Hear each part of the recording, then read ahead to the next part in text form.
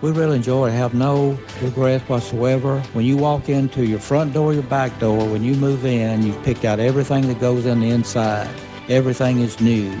We are about exceeding expectations. Contact Jessica for a tour and to find out more about our move-in specials. Find us on Facebook at Christian Care Communities Hopkinsville and at christiancarecommunities.org.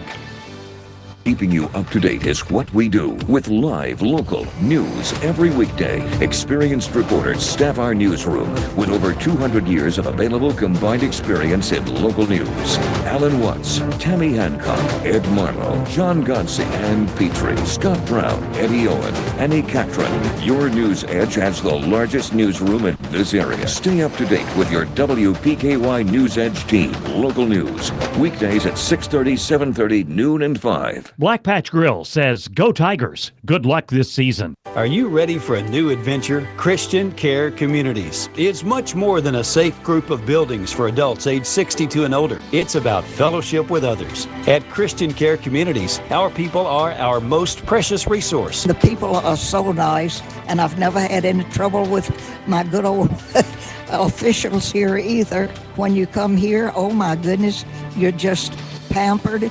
You don't have to get out and do any garden work.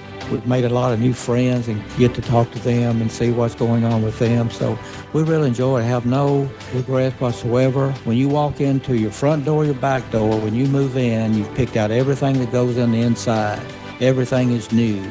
We are about exceeding expectations. Contact Jessica for a tour and to find out more about our move-in specials. Find us on Facebook at Christian Care Communities Hopkinsville and at christiancarecommunities.org. As a community-owned enterprise, the Princeton Electric Plant Board provides services to the people in the Princeton area. One of the services they provide is to make sure the lights are on over our fields and courts for our Caldwell County Tigers. From everyone at the Princeton Electric Plant Board, good luck to all the Caldwell County Tigers and hopes for a safe season. And a big electric roar to their Tigers, Preston Burrell, Addie Vincent, and Lily Horde.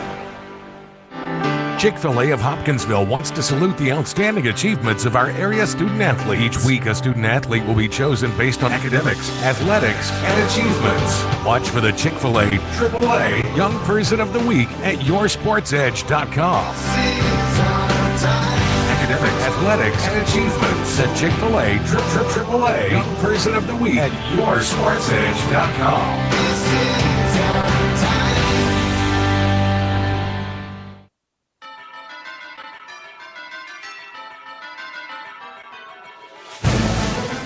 Friday night football is here, and we start our coverage leading up to kickoff as Hopkinsville Community College brings you your Sports Edge Football Friday. By the time Football Friday has come to an end, Mother Nature may have inserted her nose right in the middle of things, and it could have an outcome on some of the contests tonight. I'm Scott Brown. This is your Sports Edge Football Friday. Trigg County and Webster County meet. Trigg County, they won a home playoff game, need a win tonight over the Trojans, who snapped a 9-game losing streak last week.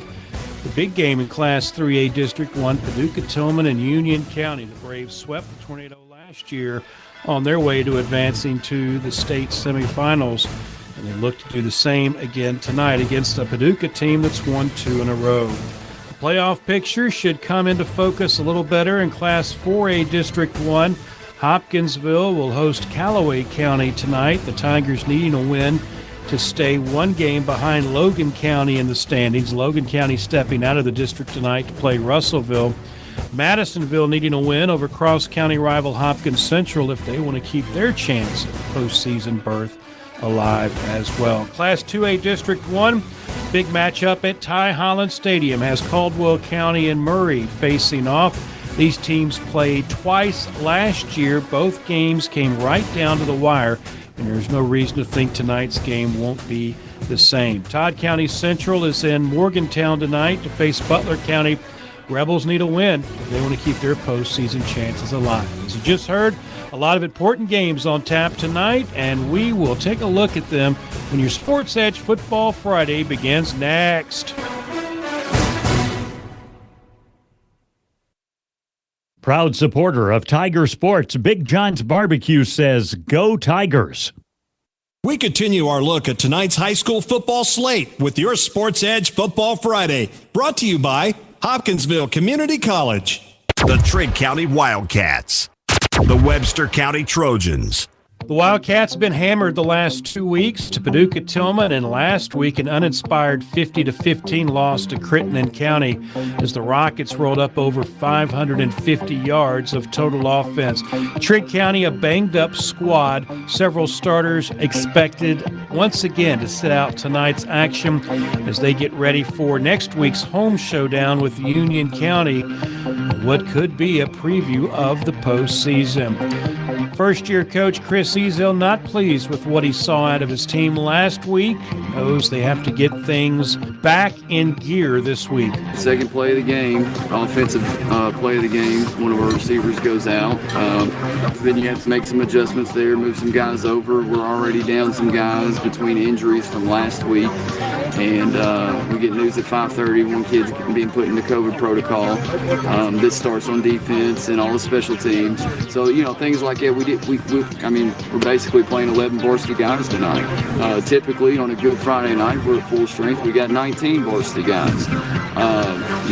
Still no excuse. We're still not coming off the expectations, but I'm being truthful when I say we're beat up tonight. And, did we give our best effort at all times? No. And I addressed that. But at the same time, it was a situation that was very difficult for us to overcome. And I think that shows on the scoreboard too. But at the same time, we got to be able to fight through those situations mentally.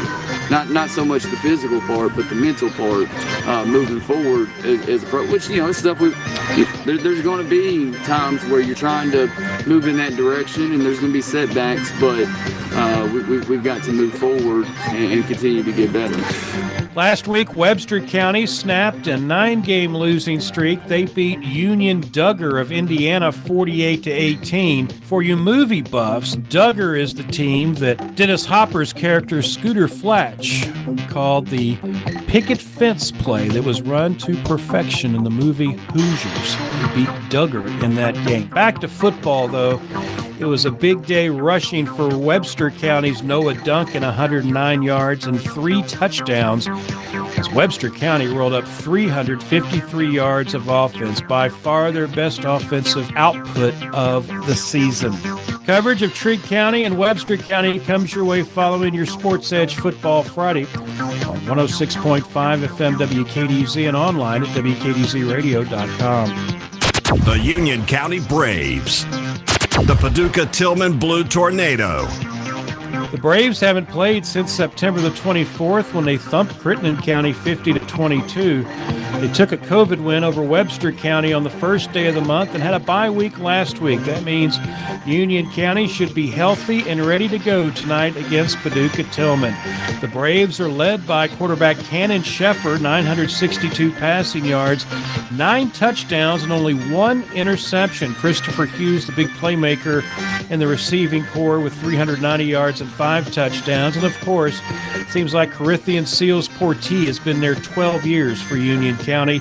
He leads the Brave ground game with 521 rushing yards and 9 touchdowns. But it's really been on defense that has sparked Union County this year. When they're good, they're really good. And when they're not, they give up some yards. Hughes leads the defense with 4 interceptions. Kanye Pollard and Seals Portee both have 2 for Union County. All total, they have 16 takeaways on defense. They'll play a Paducah Tillman team that's won 2 straight games in convincing fashion. They beat Trigg County 49-18 2 weeks ago, and last week a 28-14 win over Henry County. Jack James, 221 passing yards and a pair of touchdowns. Malachi Ryder got the football 38 times for 197 yards and a pair of touchdowns, and Brian Thomas continuing his Brian Thomas things that he does, 6 catches for 109 yards and a touchdown for the Blue Tornado. The winner has the inside track at the number 1 seed in the district and would likely host 2 games in the postseason. The Logan County Cougars. The Russellville Panthers. This is what a crosstown rivalry should be. These teams just don't like each other. Of course, you add in the fact that a couple of players have moved back and forth over the past couple of years, and tonight's game should be a good one at Ray Stadium. Logan County coming in with a 3-game winning streak, knocked off Madisonville last week 31-13. Wyatt Blake ran for 119 yards and 2 scores. Davin Yates threw for 101 yards in the contest, and another outstanding effort by Yates in the defense. Yates with an interception also had 10 tackles in the contest. Logan County comes in at 6-2. They're the number 5 team in the KHSAA Class 4A RPI rankings. Russellville, after losing to Glasgow in week 2, they've run off 5 straight wins. They didn't play last week. It was a bye week. 2 weeks ago, thumped Fulton County 42-6. And since giving up 49 points to Glasgow in week 2, they've only given up 28 points total in the 5-game winning streak. For the season, it's been a balanced effort as Javari Gamble has run for 705 yards and 10 touchdowns. 3 other backs with over 200 yards rushing, including the quarterback, Lennon Reeves, who's thrown for 715 yards and 13 touchdowns this year. Chivas Elliott leads the Panther defense with 5 interceptions, including a pick 6. Logan County won last year's matchup 29-7. The Crittenden County Rockets. The Fulton County Pilots. This game was scheduled to be played tonight, but late this afternoon they pushed it back to tomorrow afternoon. Crittenden County, a 50-15 winner over Trigg County last week, snapping a 2-game losing streak. The Rockets impressive with a balanced offensive attack. Luke Kreider, 272 yards passing and a touchdown. He also added 82 yards on the ground and a score. Gatton Travis, 100 yards and 2 touchdowns. Preston Morgeson, 58 yards and 2 touchdowns, as Crittenden County rolled up 288 yards on the ground. They'll play a Fulton County team that enjoyed fall break last week. That came about when they moved their game with Trigg County, originally scheduled for last week, to September 24th. That gave the Pilots an extra week of rest. They've lost 3 straight games since their 8-0 win over Ballard Memorial back on September the 10th. Max Gibbs leads the Fulton County offense with 669 passing yards in 7 games, 6 touchdowns. He's also the team's second leading rusher and has scored 2 of their 3 rushing touchdowns this year. A win by Crittenden County tonight sets up next week's showdown with Russellville to determine the number 1 seed in Class 1A District 1. You're listening to Your Sports Edge Football Friday, brought to you by Hopkinsville Community College. Dealing with the real world wasn't easy, even before the whole global pandemic thing. Trying to pay the bills, worrying about family, or just trying to figure out what you want to be. The good news? Hopkinsville Community College is open and ready. With on-campus and online programs that can lead to essential careers in IT, healthcare, and more, all at less than half the cost of a 4-year university. So never put your dreams on hold and never underestimate you. Continue to break down tonight's high school football schedule. It's Your Sports Edge Football Friday, brought to you by Hopkinsville Community College. The Caldwell County Tigers. The Murray Tigers. One thing's for sure, the Tigers are going to win this game tonight. Murray's Tigers come in with just 1 loss on the year. They're 5-1. They cruised to a 75-6 win over Ballard Memorial last week.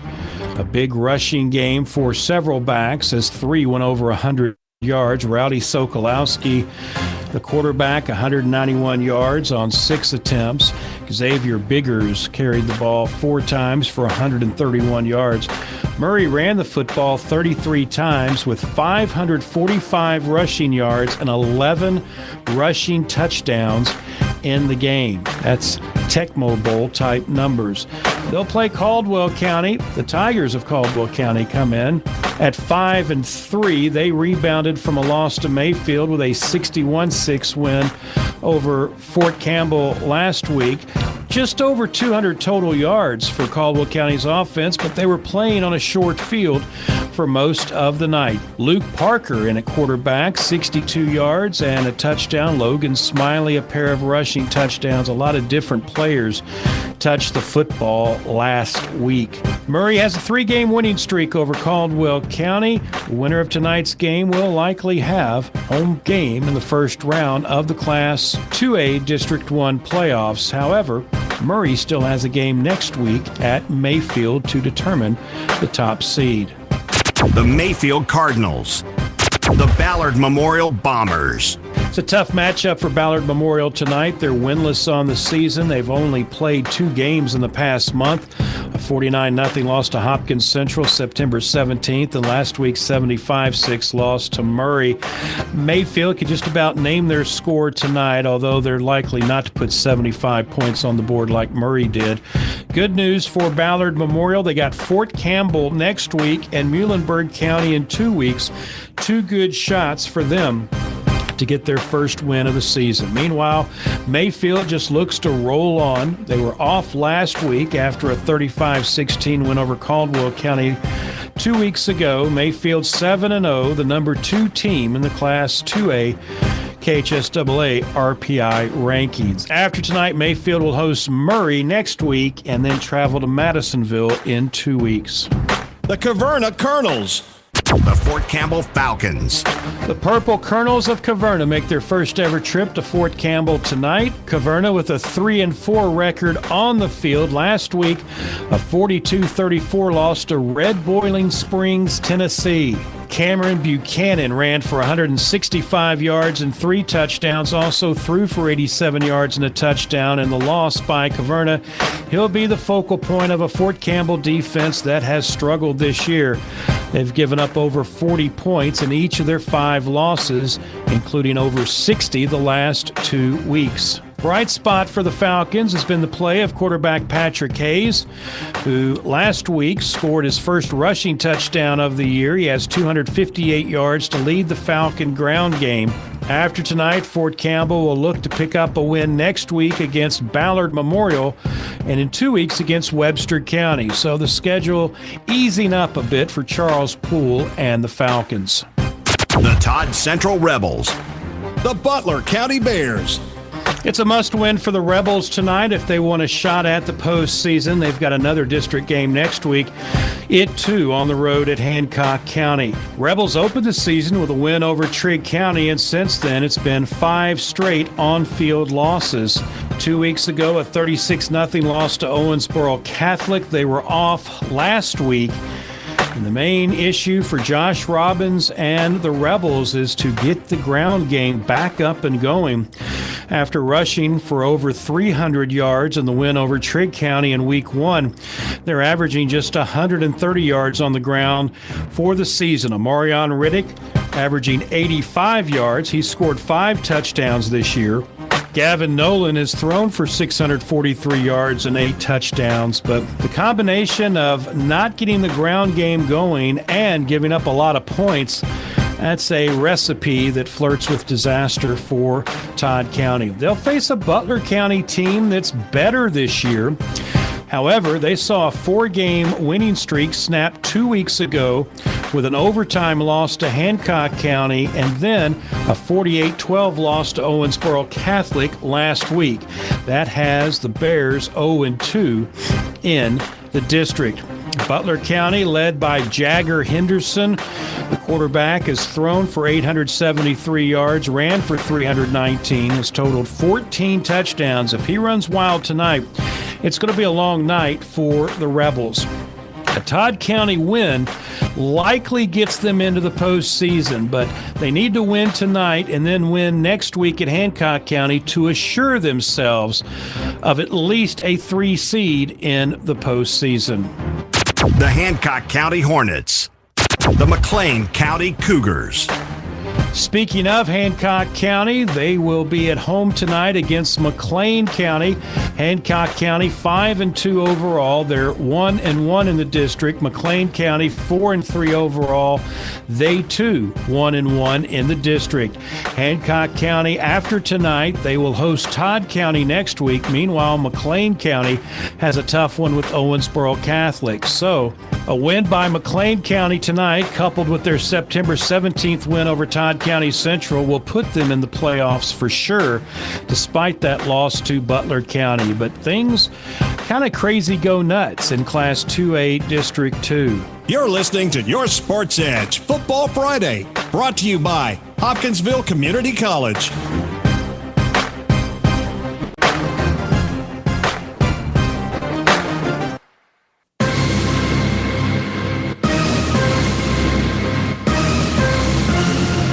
You're listening to Caldwell County Football on WPKY Princeton. Dealing with the real world wasn't easy, even before the whole global pandemic thing. Trying to pay the bills, worrying about family, or just trying to figure out what you want to be. The good news? Hopkinsville Community College is open and ready. With on-campus and online programs that can lead to essential careers in IT, healthcare, and more, all at less than half the cost of a four-year university. So never put your dreams on hold and never underestimate you. We continue to break down tonight's high school football schedule. It's Your Sports Edge Football Friday, brought to you by Hopkinsville Community College. The Callaway County Lakers. The Hopkinsville Tigers. The bye week may have been just what the doctor ordered for a Hopkinsville team that has alternated wins and losses over the last 5 weeks. The last time we talked about Hoptown, they were beating up on Madisonville 44-7. They took a 3-4 record into the bye week, not exactly what Craig Clayton and the Tigers had envisioned. It was a superb defensive effort from Hopkinsville's defense in the win over the Maroons, limiting Madisonville to minus 84 rushing yards in the game. Quarterback Trey Jefferson was 4 of 8 passing for 82 yards and 3 touchdowns, all 3 to Deshaun Mercer, who had 76 receiving yards in the contest. For the season, Mercer putting on an absolute show, has 28 catches for 693 yards and 6 touchdowns, averages 100 receiving yards a game. He's also ran the football 7 times for 92 yards. Defensively, tied for the team lead in interceptions with 3. Callaway County cruising right along, and then they were upset by Hopkins County Central last week, 30-29, the Storm scoring inside the game's final minute and getting the 2-point conversion. Canyon Franklin will be the focal point of the Hoptown defense tonight. The quarterback is thrown for 167 yards and 3 touchdowns in the win last week. Also ran for 126 and a touchdown as well. Callaway County has a penchant of playing Hoptown close. Last year, only losing to the Tigers 21-17 in the postseason, and beat Hopkinsville 14-7 in the regular season. Tonight's game at the Stadium of Champions has a kickoff scheduled for 7 o'clock. The Madisonville Maroons. The Hopkins Central Storm. Madisonville has 2 wins this year over Crittenden County and Christian County. They need a win tonight, or else they're on the outside looking in for the postseason. The Maroons have lost 4 straight since the win over Christian County. They've been bothered by some injuries. Lawan McAdoo, their leading rusher, missed a couple of games. He still leads the Maroons, averaging 115 rushing yards a contest. He scored 9 times. But Madisonville quarterbacks have thrown 10 interceptions in 8 games this year. Hopkins County Central, as we said earlier, got a late touchdown and beat Callaway County inside the game's final 2 minutes. It was a big night passing for Adrian Stringer, 310 yards and 2 touchdowns. Also ran for 107 yards and a score as well. Logan Rogers caught 4 passes for 100 yards and 2 touchdowns as Hopkins County Central rolled up 437 yards of offense. The bad news, they gave up 389 to Callaway County. That's good news for Madisonville, but will it be enough good news in order for them to get the win tonight in Morton's Gap? We'll just have to wait and see. The Christian County Colonels.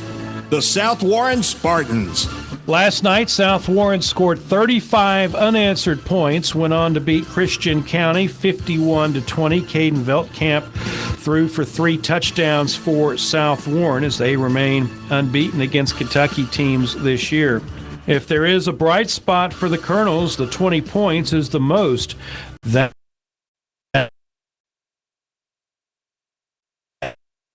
South Warfield this year. They're 0-2 in the district, and they will conclude district play next week on the road at Bowling Green, and then finish the regular season on the road at McCracken County. You're locked in to your Sports Edge Football Friday, brought to you by Hopkinsville Community College.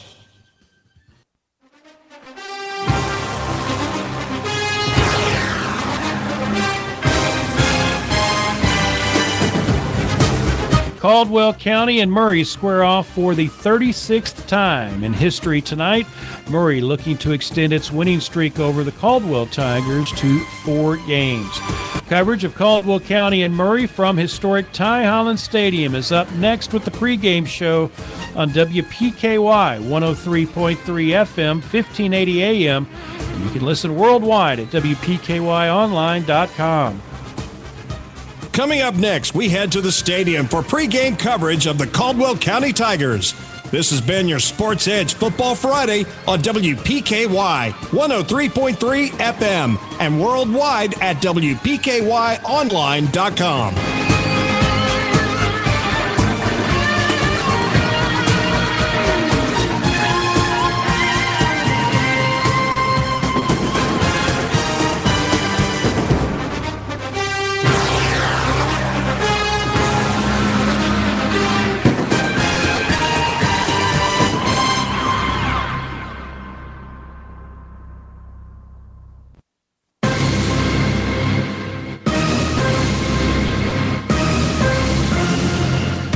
Tiger football is on the air on 1580 103.3 WPKY on your free WPKY app and worldwide streaming audio on WPKYonline.com. It's time for the Caldwell County Coaches Show on WPKY.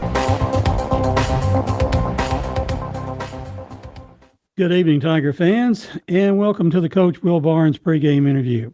The Tigers are on the road tonight with a key district matchup against the Murray High Tigers.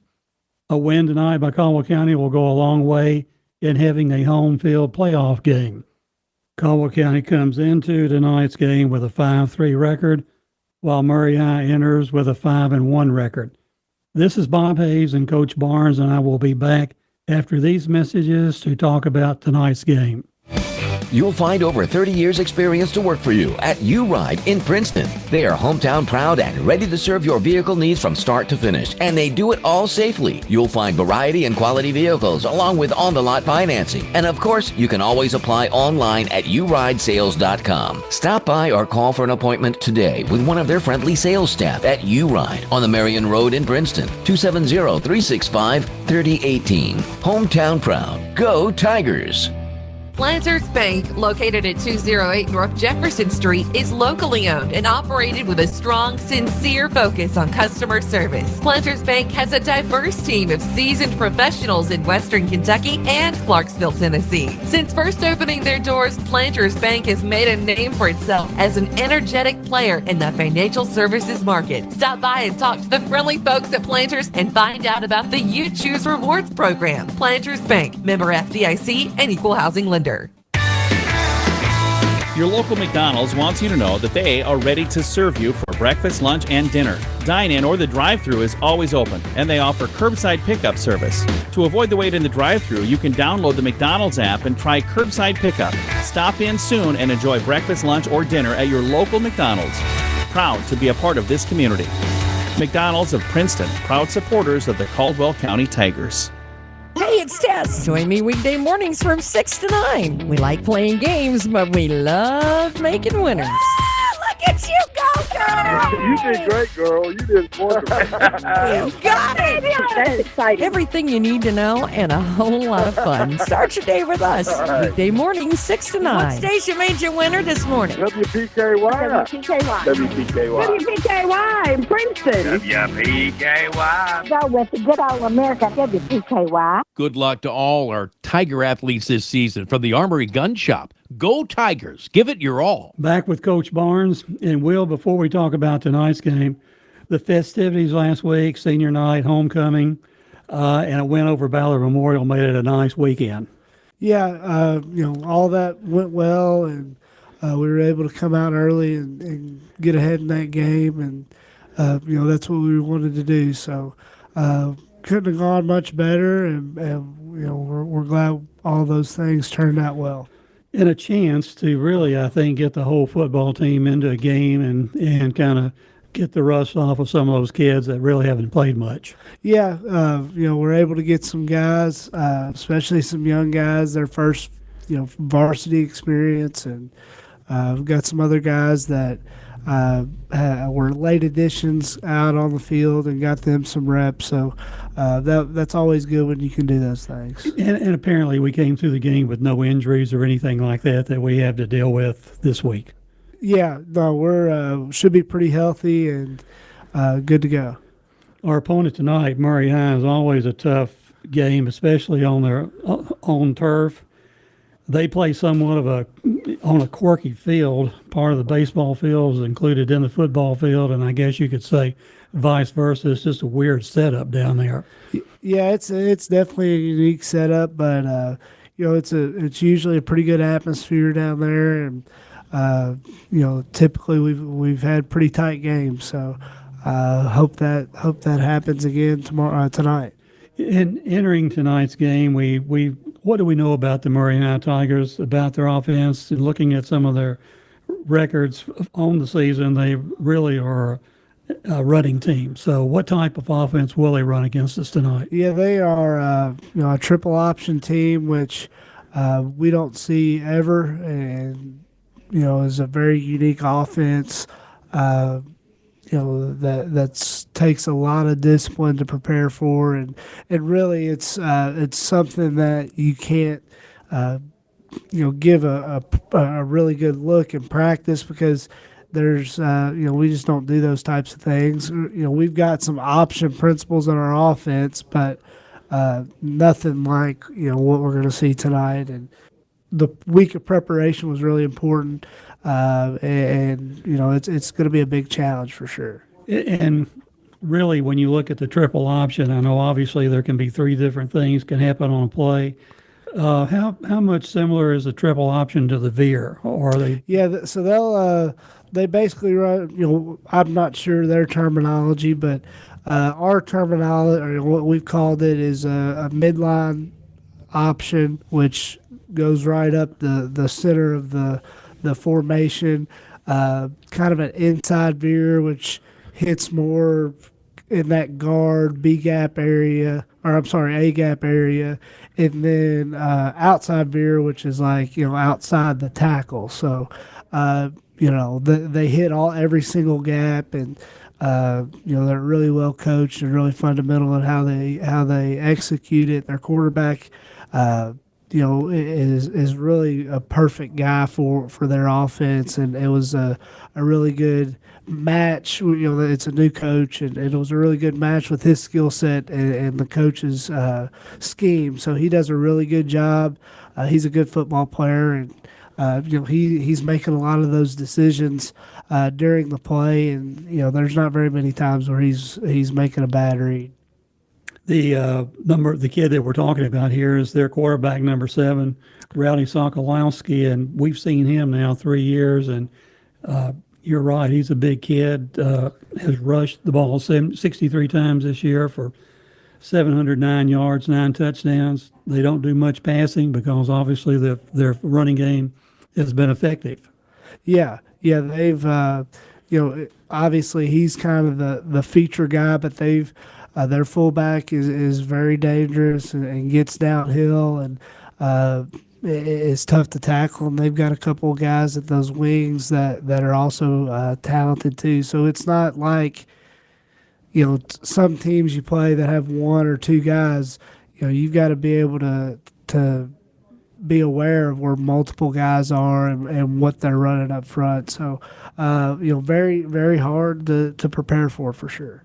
When we defense these guys, will we have a nose guard tonight, or will we do our conventional 3 linemen with nobody over the center? We'll play our normal defense. Yeah. I know when my son was playing and we played some of these teams, they always crashed the nose guard to whichever way the guards went.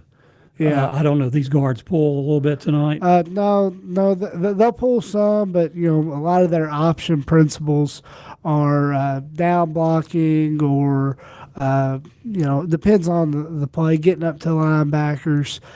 They will pull and run some trap and some counter type stuff, but a lot of it is down blocks or working up to a linebacker. Just plain old fashioned smash mouth, run the football and make hopefully the quarterback makes the right decision to when to give it up and that. But you're right. You're mentioning these other kids that Murray would also bring on the field tonight. Running back number 4, Xavier Biggers. Is he the fullback we're talking about? He's a wing. Yeah. And then number 11 is Rowdy's little brother Gage, who is I don't know what size he is, but I know he's only a year younger than Rowdy. Yeah, he's a good sized kid. He's the fullback, so he's a load, and when he gets going, he's tough to bring down. Another number 13 for Murray, Kanoa Olive, is a guy that's done well this year. 25 rushes, 428 yards, and they also have a lineman number 62, Andrew Orr, who's carried it 26 times for 135 yards.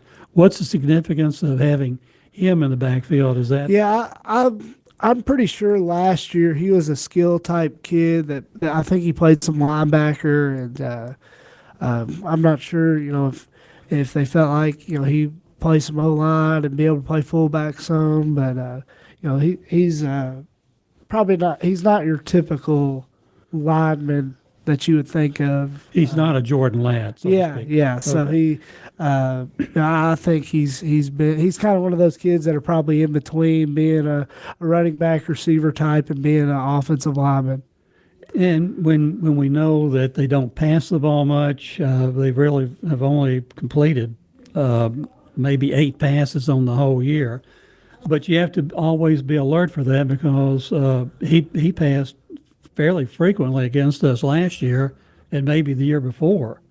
Yeah. So he's obviously familiar with the pass. They just don't use it in his offense much. Yeah, it's a very calculated deal when they're going to pass, and usually when they're passing, they've got guys wide open because they set it up so nice. So it's not a big part of their offense, but it is something that concerns you because when they're throwing the ball, they're getting huge chunks of yardage. So we've got to be alert and disciplined in what we're doing on the back end, and not kind of go to sleep and give up a cheap one.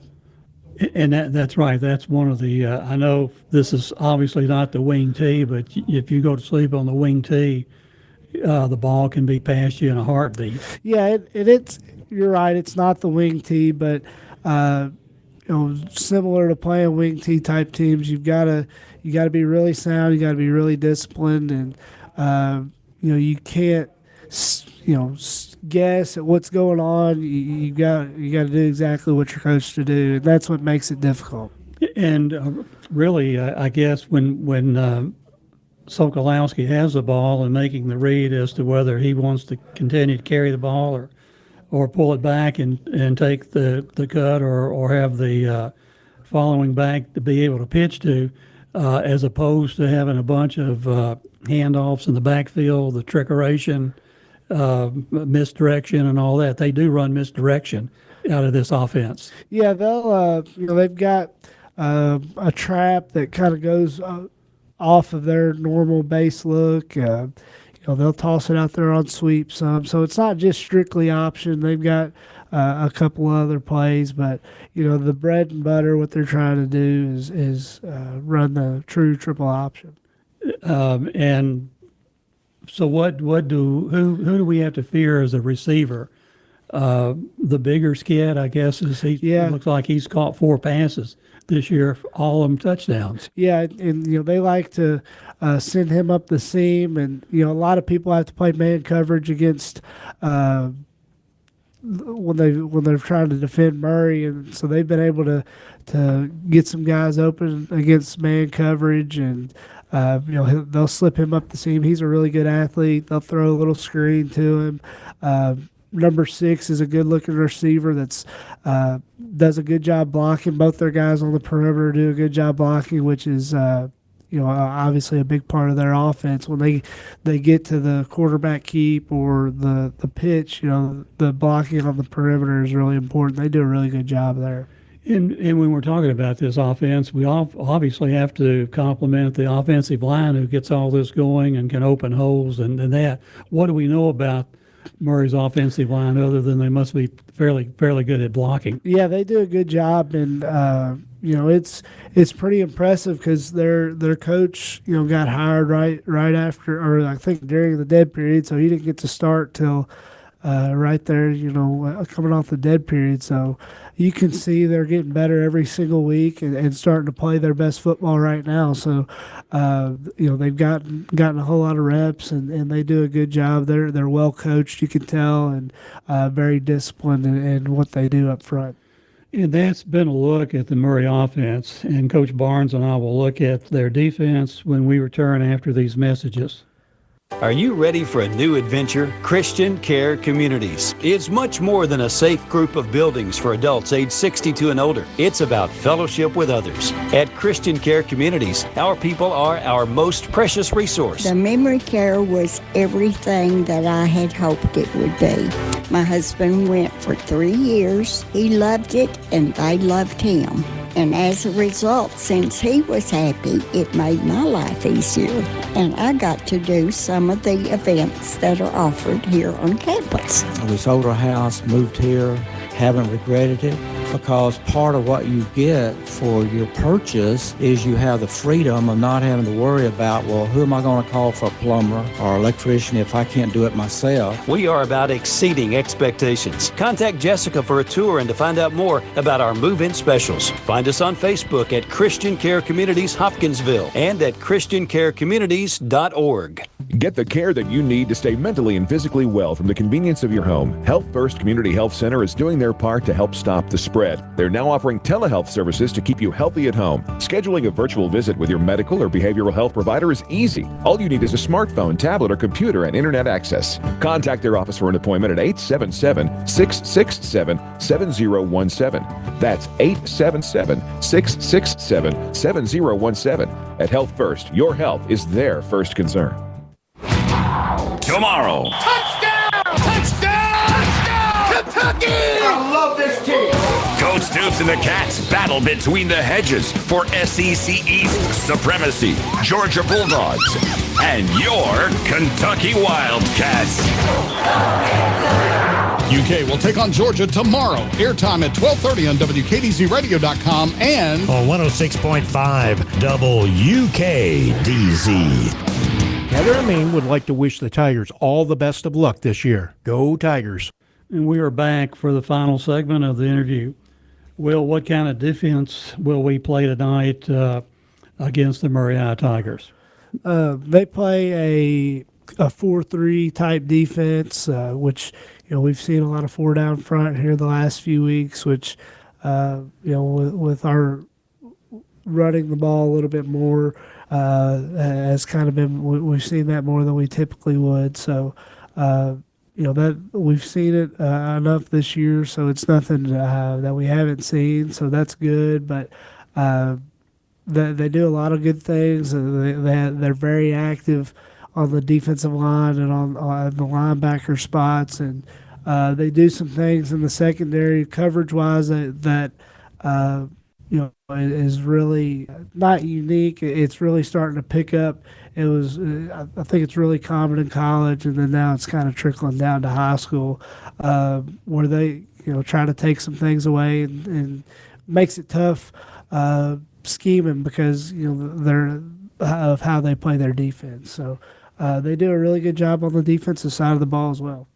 And I know, looking at some of their stats, especially their tackle stats, they've got probably 6 or 7 kids that go both ways. And I know it seems like to me we've picked it up a little bit as the season has gone on and playing a little bit faster. Obviously, tonight's going to be probably not very hot, warm enough. Hopefully the rain isn't an issue. But again, we are playing faster and getting a little bit more confident in that regard. Yeah, we're not playing. We've still got guys playing both ways, but we feel like we've got a little bit of depth, especially on that offensive line, and at certain spots on those skill positions where if guys need to come out, we can get them out. And so we're not playing as fast as we have in the past, but we're still playing. Starting to play a little bit faster. We're starting to have longer drives, which are getting our play count up there a little bit more, which is good. So, I'm pretty satisfied with where we're at offensively, but we've got to continue to get better, and we're gonna have to play the best game we've played on offense this year to have a chance, because they're gonna have some big plays. They're gonna score some points because they do a good job in their scheme. It's very rare. We've gotten really fortunate to have really two shutouts against Crittenden and Union County. I know it doesn't look the Union County game, there was points, but gave up a touchdown, I think. It's really rare to do that, and these teams are good teams and are going to be able to score, so we got to be able to score with them. So I think if we'll play well, we'll have a chance to do that. And I know that with Logan Smiley back there, we have a shot at if he gets through the line, he's really a quick cut back type / runner, and he can put a lot of pressure on the defense. And I saw last week in the Ballard game, we put D-man back there, and possibly that's playing into something that pound him a little bit with some heavy guys. Yeah, it's just with D-man, it's getting out there and getting some reps. He did play last year, but was more of a receiver type, and really, I think towards the end of last year, I think we were actually getting ready to play Murray the second time. He started playing some scout team running back, and Coach Mack was like, man, he probably needs to start playing some running back. So it's I think a pretty new position for him. So try to get him comfortable taking handoffs and doing all that is going to be key going forward. But we're getting him out there in certain situations and throwing him out there. And I tell you, the D-man works really hard. He practices hard. And he's a really smart kid, so it's just a matter of time before he really takes off. Well, I can see the improvement even from the game before to last week, and with an athlete, all you can wish for is the ability to want to do something, and he's got that. So, yeah. And even on the outside, Xavier Bumpus adds another dimension to our receiving attack. Yeah, he's the same as D-man. Came out a little bit late, so was a little behind in getting those practices in to be eligible to play. But he did a really good job last week. He's just like D-man. He's been playing scout team all user since he's been entered your with us. channel. That really tells you the kid really wants to play. And they get out there, they go hard, and they've made us better defensively, and they've gotten better offensively too from playing scout teams. So we're going to continue to get those guys some more looks in the game, and like I said, it's a thing of getting out there and getting a feel for it. Xavier hasn't played in a while, but really glad he's out too, and is going to make us better down the last stretch of this year. And with the ability to having now into the season some of these other young men that maybe didn't play much in game one, a little bit maybe game two, have been out there a month now, and as Dickie V would say, if they're freshmen, they're no longer freshmen. Yeah. Sophomores are no longer sophomores. So you're seeing a pretty good pickup in that. Some of these kids are now exhibiting maybe what we thought we could see from them. Yeah.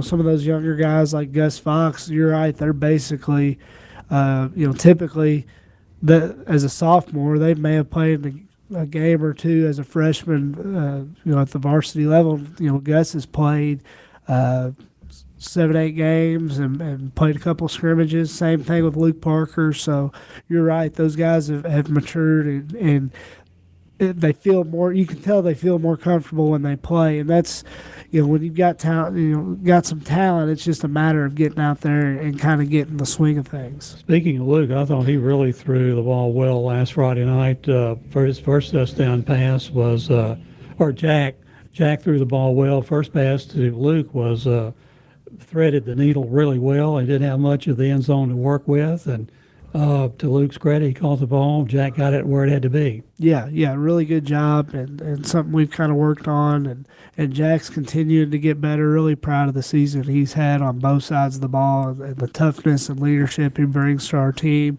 And then Luke is coming along as a receiver, and did a nice job there, running a good route and getting up and catching the ball, but.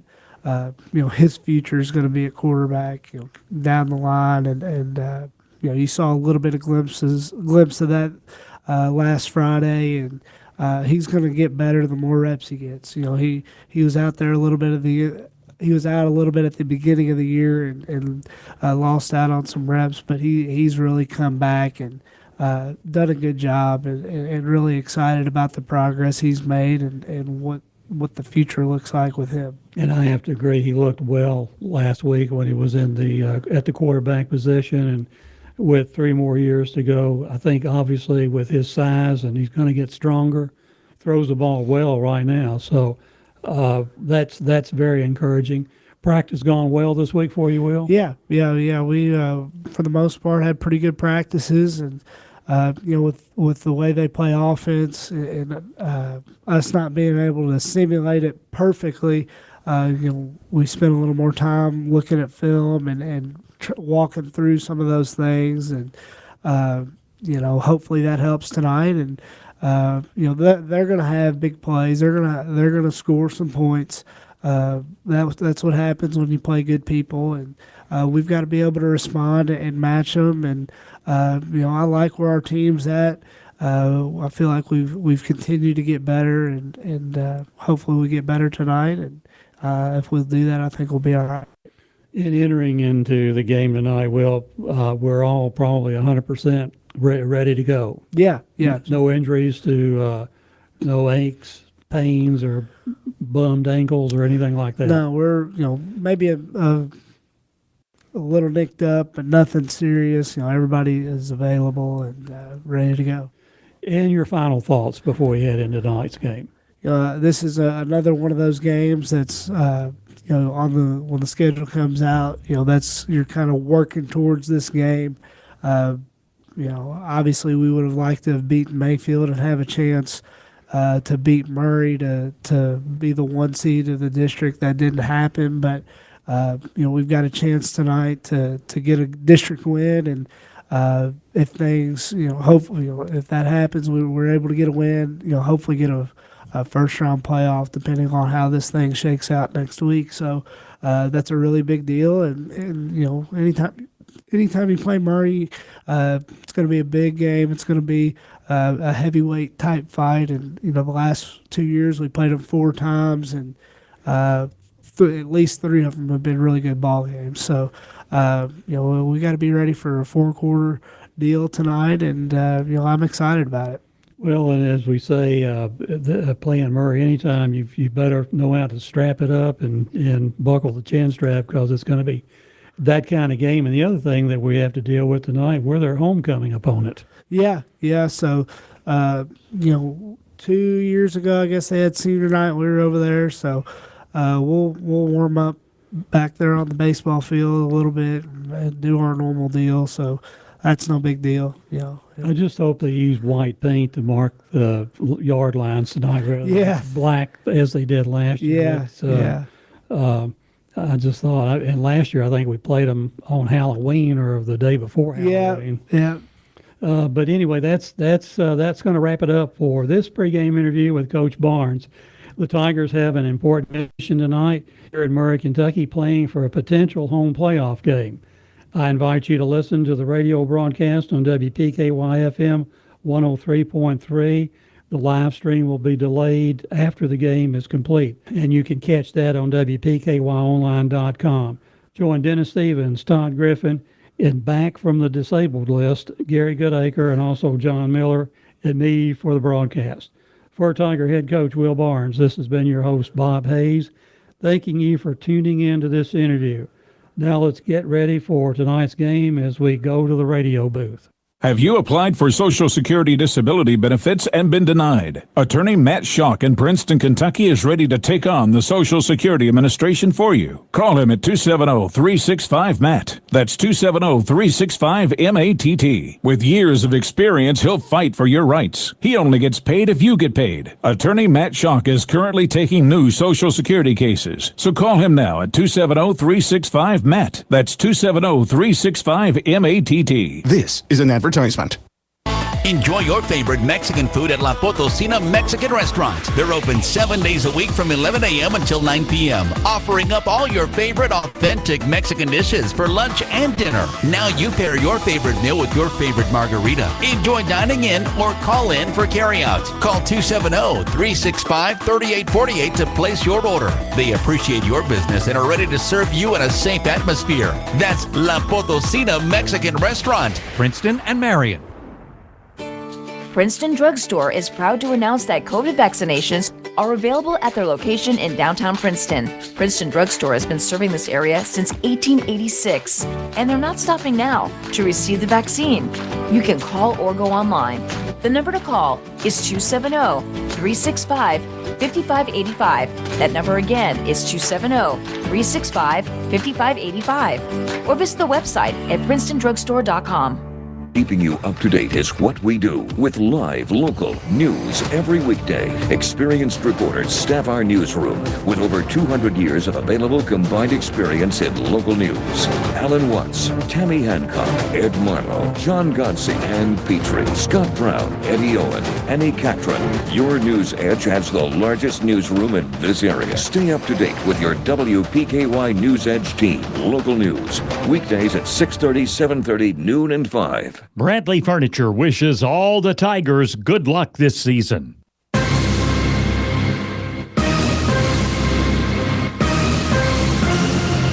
Time to head live to the stadium for a preview of tonight's action with the WPKY Sports Crew. The Caldwell County Tiger pregame show is on the air. Good evening, everyone. Welcome to Murray, Kentucky. Tonight, the Caldwell County Tigers hit the road to take on the Murray Tigers. At stake, a probable home field playoff game. We'll start breaking it down next on the Farmers Bank pregame show coming up right here on 1580, 103.3 WPKY.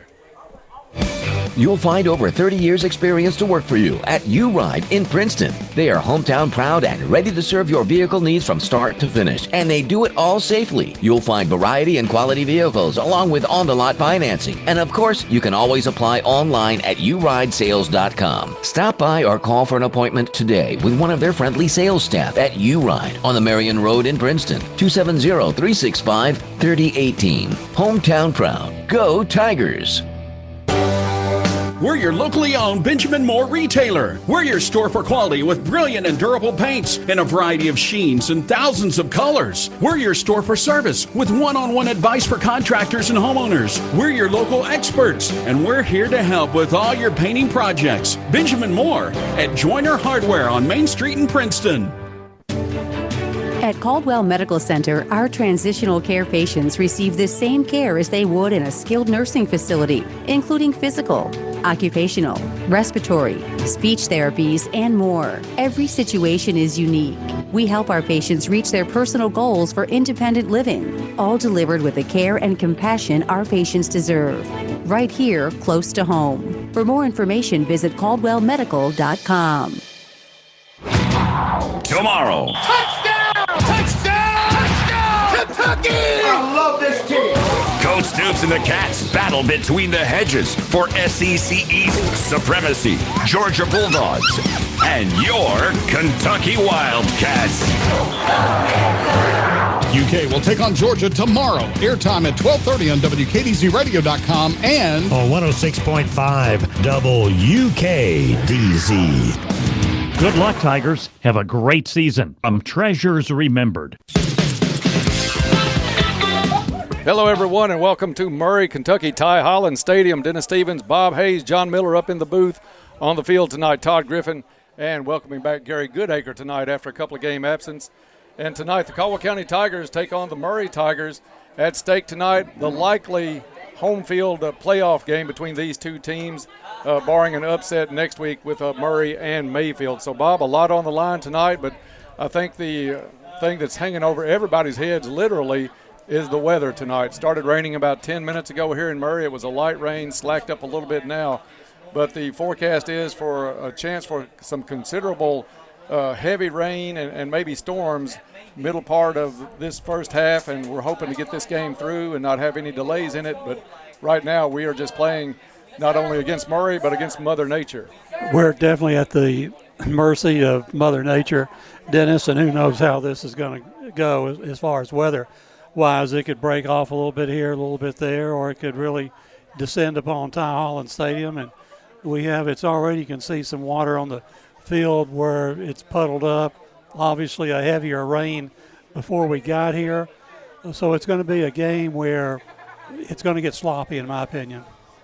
This is the Farmers Bank pregame show. Farmers Bank and Trust Company, home of the Tiger debit card. That's the card that gives back to the future athletes of Caldwell County. Their team wants to wish the Tigers good luck this season and to let you know they're there to support you. You can bank on it. Caldwell County comes into tonight 5-3 on the season. Murray 5-1. These are two evenly matched teams, Bob. You have a good defense in both. You have something really different in Murray, and that's that triple option offense that Coach Barnes said in your interview a little bit earlier. You just never see anymore, and Caldwell County has had to spend a lot of time this week in practice preparing for a triple option offense in Murray. Trying to simulate that in practice has been difficult, according to Coach Barnes, and it's a situation where you have keys. The backs that run this for Murray are quick, darting type runners. Sokolowski, who in the past as the quarterback has thrown the ball quite a bit, has really turned into an outstanding quarterback in the triple option. So we've got to know exactly where all those backs are at any one particular time, or they could gash us. And Coach Barnes expects some big plays to be made tonight by Murray. They're that good. Just about 17 and a half minutes before scheduled kickoff, although they do have homecoming ceremonies here tonight in Murray. And you see some of the kids coming out with the umbrellas, even the plastic over their heads, trying to keep the dresses and tuxes in order tonight, getting ready for the homecoming ceremonies.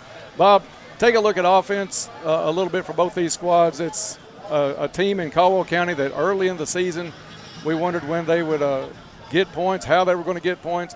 I think the growth of Jack Stevens has really come a long way from that first game this season to where we are right now, going into a huge district game with Murray. Jack has turned into an outstanding quarterback, able to run, able to throw the ball, and just having reps and 8 games under his belt, or 7 games under his belt, really. It makes him a more efficient player, and we've seen that. And he brings a lot to the table, not only offensively, as we're talking about, but defensively as well. He's really a standout on this team. The passing game starting to pick up a little bit. Jack has thrown, I think, 4 touchdowns on the season. You had Luke Parker come in last week in some relief role in a wipeout last week, and he made some good throws, so the future looks good with Luke. But I think either one of these kids could come in tonight, and especially Jack. I think the passing game is really starting to come into its own. For sure it has. I think our receivers are getting more confident. We have Max Kramer, who can go deep against anybody. If the ball is thrown right, like it was a couple times this year, Max has hauled it in for touchdowns. Did that against Mayfield, did that last week. So it's a situation where our receivers, having had several opportunities to catch balls this year, now it being their 7th game or their 8th game that they're playing, is something that they're certainly becoming familiar with when the ball's in the air to them. But our offense, really the bread and butter, is still the running game, and still being led by a kid that's having just an outstanding season in Logan Smiley. We hope that Logan's got about 6-inch cleats on his shoes tonight, so when he cuts, because he's a darting, cutting runner, that his feet won't go out from under him and crash to the ground. But Logan, if anything can open up this Murray defense, is his ability to pick up yards, and I would say if he can go for over 100 yards tonight, we have an excellent chance of winning this football game. Logan comes into tonight averaging about 90 yards a game. Caldwell County around 117 on the season per game on the ground. So that ground game still can chew up some clock. And it's going to be a little bit safer tonight probably to run the ball, Bob, because that football is going to get slick with the rain off and on and predicted to get a little bit heavier as this game goes along. The running game may be a protection model instead of just something to pick up yards. Exactly, Dennis, and because of what we just said about Logan not being able to cut back or fall when he cuts back, Murray's got that same problem by being a triple option team. They've got at least 2 to 3 guys that could slip on any one play, and that would be in a situation where the rain does not play into their hands. Well, let's take a look at Murray on the flip side, Bob. You come looking at a team that barely throws the ball. I think 8 passes over the course of 6 games this season, and a team that's averaging almost 300 yards on the ground so far. Starting with their quarterback, number 7, and we'll mention his name quite often tonight, Rowdy Sokolowski has rushed the ball 63 times. That's an average of 12 times a game for 709 yards. Xavier Biggers, who's on the wing, rushed it 37 times for 530 yards. You have to be aware of where he is. Rowdy's little brother, number 11, Gage Sokolowski, running from the fullback position, has rushed it 69 times, 446 yards. Kanoa Olive from his running back, other wing position, 25 carries, 428 yards. And you just have to know where those 4 guys are at any one time.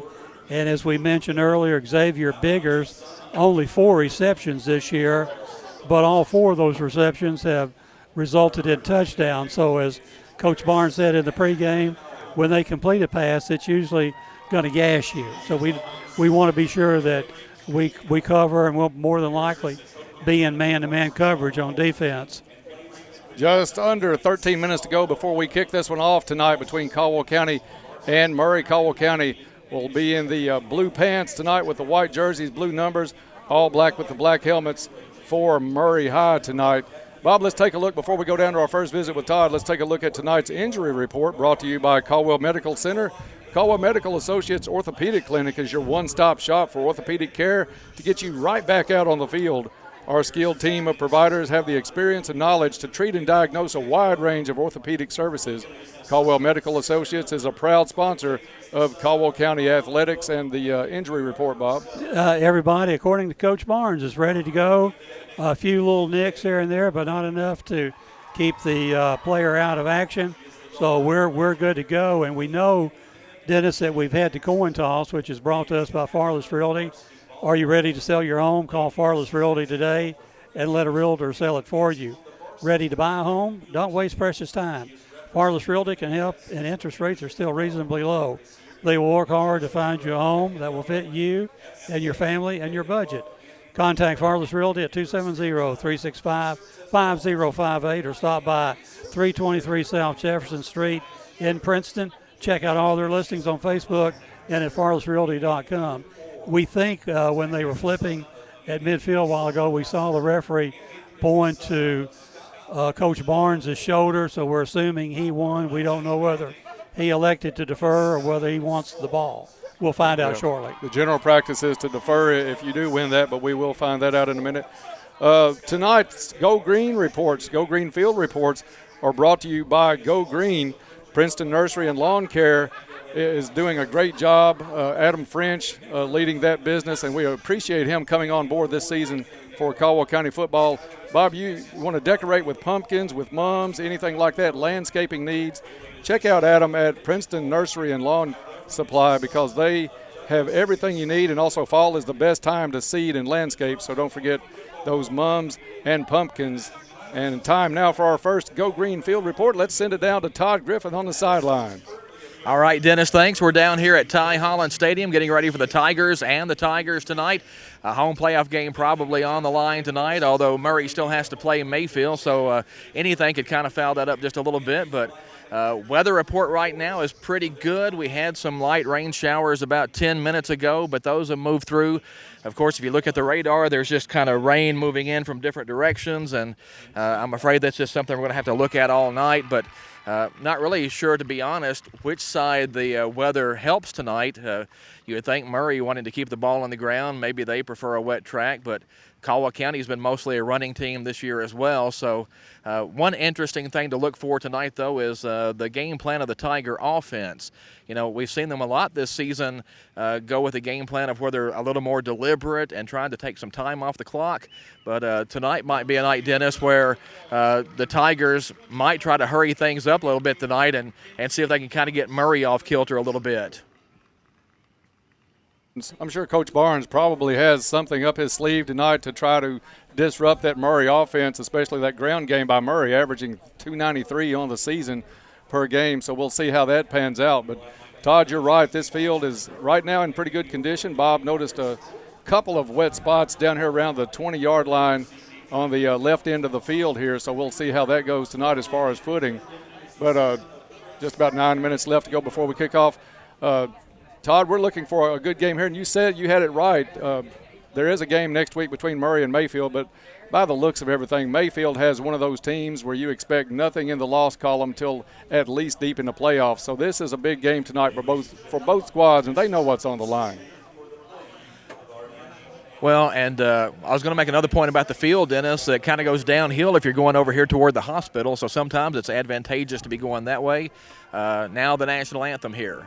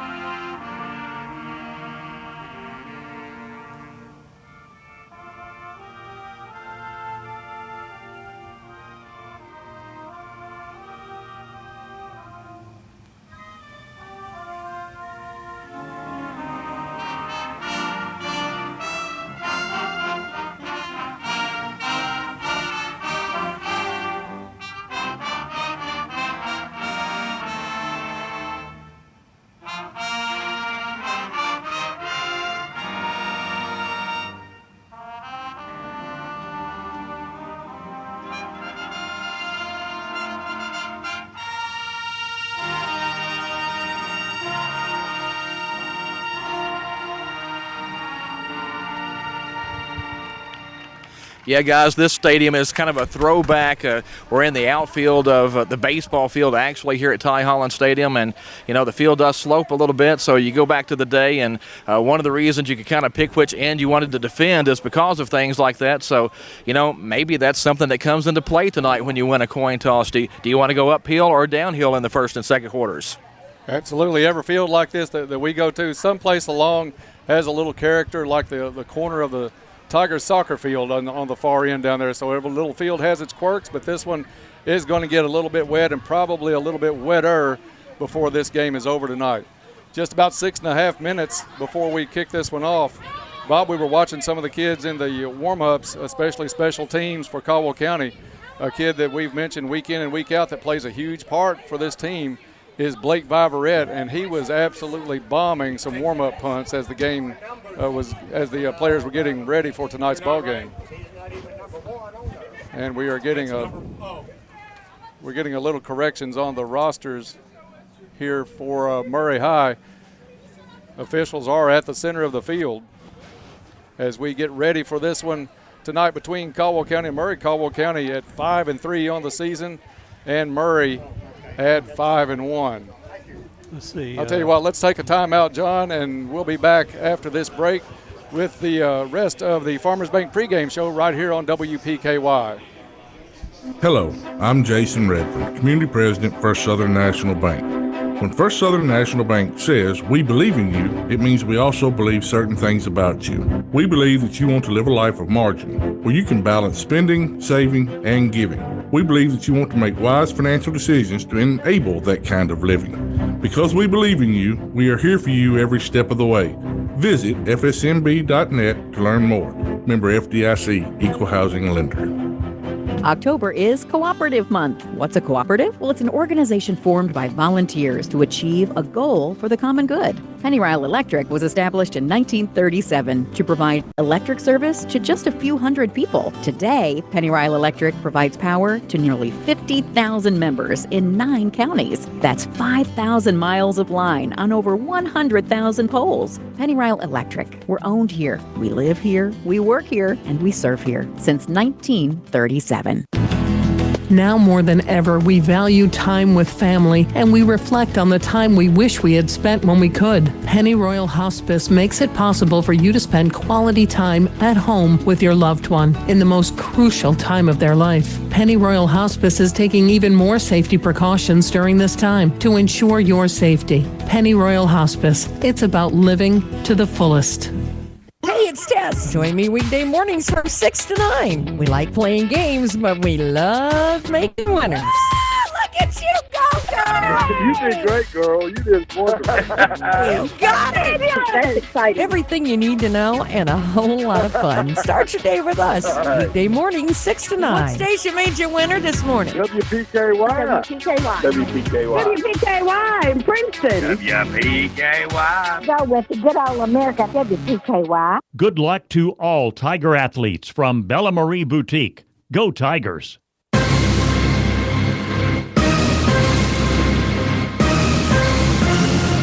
The time for talk is over. It's game time. Caldwell County football lives on WPKY. Let's check in with the WPKY sports crew live at the stadium. This is WPKY Princeton. Dennis Stevens, Bob Hayes, John Miller in the booth, Todd Griffin on the sideline. And Bob, before Murray kind of pulled you away there checking on the roster, I was talking about Blake Viverette just a little bit. Warm-ups absolutely bombing some warm-up punts, and that might help to put Murray in some bad field position tonight. Exactly. And while we've got a minute, Dennis, let's praise the Caldwell County soccer team. Last night getting to the finals of the second region soccer tournament, losing over in Hopkinsville to Henderson County, but a great season for those young men. And you're right, Blake easily nailing one from 55 yards out here on a couple or 3 occasions. Yeah, I want to congratulate Tanner Reed and that Tigers soccer team. Great job, Tanner, and good to have you in Princeton coaching those guys. Bob, usually at this time we'll have our prayer. We'll go ahead and take time for that now with about 2.5 minutes before we get underway here with the football game. I'll start tonight. Holy God, thank you for another Friday night. We ask that you protect each student that steps on the field tonight, and we also ask that you bless the efforts of each student in ways they never thought possible. And further, Lord, we ask you to give comfort to those people suffering from COVID and those people who have lost loved ones due to COVID. You also ask courage and sportsmanship to the players, patience and understanding to the coaches, wisdom and knowledge to the game officials, and lastly, peace to us all. We ask these things in your precious name. Amen. Amen. Tonight's kickoff is going to be brought to you by Purcell Tire. Let's kick off the season with a vehicle checkup with Purcell Tire in Princeton. Keep your vehicle running great so that you'll never be late for school, for work, or for the ball game. That's all with the help of Purcell Tire on Highway 62 West in Princeton. Go Tigers from Purcell Tire. Yeah, we also want to remind people that the first quarter is being brought to us by Cozy Living. Cozy Living Interiors and Boutique. Been under the ownership and management of Pam and Hab Haberlock for the past 3 years. Beautiful furniture, bedding, accessories, and gifts. They are also your local U-Haul dealer. Cozy Living Interiors and Boutique, next to the bowling alley in Princeton. Cozy Living, everything a home should be. And Caldwell County is out on the field. Murray is over here. We're on the sideline across from the Caldwell County bench, seated right at the 45-yard line. Caldwell County, we were not sure whether they're going to receive or kick off. Hey, guys. Looks like Viverette's bringing the ball out. Won the toss. Caldwell won the toss tonight and deferred to the second half. Murray is going to get the football first. The Tigers will be kicking from the school end of the field. Murray will receive at the hospital end and will be going toward the school. All right, thank you, Todd. Viverette brings the football out. He'll get set to tee that up at the 40. Bob, a lot on the line in this game tonight. We like to be at home in about 3 weeks, so this one, a win, will likely get us there. A loss here for all intents and purposes mean we will be on the road and not back at Tiger Stadium for the rest of the season. And the game is about ready to get underhand. And for the call here, my longtime friend, Dennis Stevens. Thank you, Bob. Viverette gets set to put this one underway. Low line drive kick's going to bounce and be fielded and bobbled inside the 5. Now picked up at the 10. A lot of Tigers downfield, and it's going to be poor starting position for Murray. Caldwell County got down the field well, and Bob, I think that wet football came into play right out of the gate. Murray had trouble handling the kickoff, and we'll see where they mark it on that far end of the field. Very dark on that end. Looks about like the 10-yard line, Dennis. We'll see what they put up on the scoreboard. Ball at the 12 for Murray. It is Rowdy Sokolowski at quarterback. Murray looks to run the ball at least 90% of the time. Sokolowski sends out a receiver on each side. Player in motion. And it looks like Sokolowski on the keeper. Well, he's going to give it to his brother Gage Sokolowski. Short gain on the play. So just maybe run no right gain up the at middle. all. Rowdy Sokolowski can put the ball in the air, but this offense not designed for it. We've seen him throw and throw well in the past. Handoff up the middle again to Gage Sokolowski. Again, short yardage. Just underway here at Murray. No score, first possession for either team. The tackle on that last play, but was by Connor King. A nice tackle. Murray quickly back to the line. Sokolowski hands off, and not much on the carry again as Caldwell County really staying at home and gang tackling right up the middle. It's going to bring up 4th down and about 8 for Murray. We'll see if they bring the punt team out, and they do. It's going to be Rowdy Sokolowski, the punter. And not a lot of distance early in the warm-ups, Bob, as we were watching Rowdy warm up. Back deep for the Tigers, Isaiah Joyner. Joyner standing at the Murray 44-yard line. Kick is away, gets away a good one. Fielded at midfield by Joyner. Across the 45, the 40, tries to get to the outside. He's got some room, still on his feet, and hit hard on the sideline, but a good return by Isaiah Joyner. Tremendous return. Joyner's going to take it down. Into the 25-yard variety. He's got it at the 25-yard line, it looks like. Not the brightest lit field here in Murray on the far end down by the road. We have, Dennis is having to look out the window. And lean to do that. And lean to do that. So it's Jack Stevens out of the shotgun, hands it off to Smiley. Smiley tries to pick his way up the middle. Not much there for Logan Smiley. A couple of minutes gone here in the first quarter. Caldwell County's first possession. Smiley dropped after maybe a pickup of 1. 2nd down and 9 coming up. Ball spotted on the 24-yard line. We've got Luke Parker at 1 receiver. Comes back inside. 2 receivers to the far side. Smiley in the backfield. Stevens drops back. Looks to the end zone. Deflected and intercepted. He's going to bring it out at the 5, the 10, and brought down. Stevens on the tackle. That was number 4, Xavier Biggers, on the interception. So Caldwell County went for the quick strike, and Murray comes up with the game's first turnover as Biggers intercepts Stevens in the end zone, brings it out to, Bob, can you tell, to about the 15-yard line? Looks to be about the 15, Dennis, yes.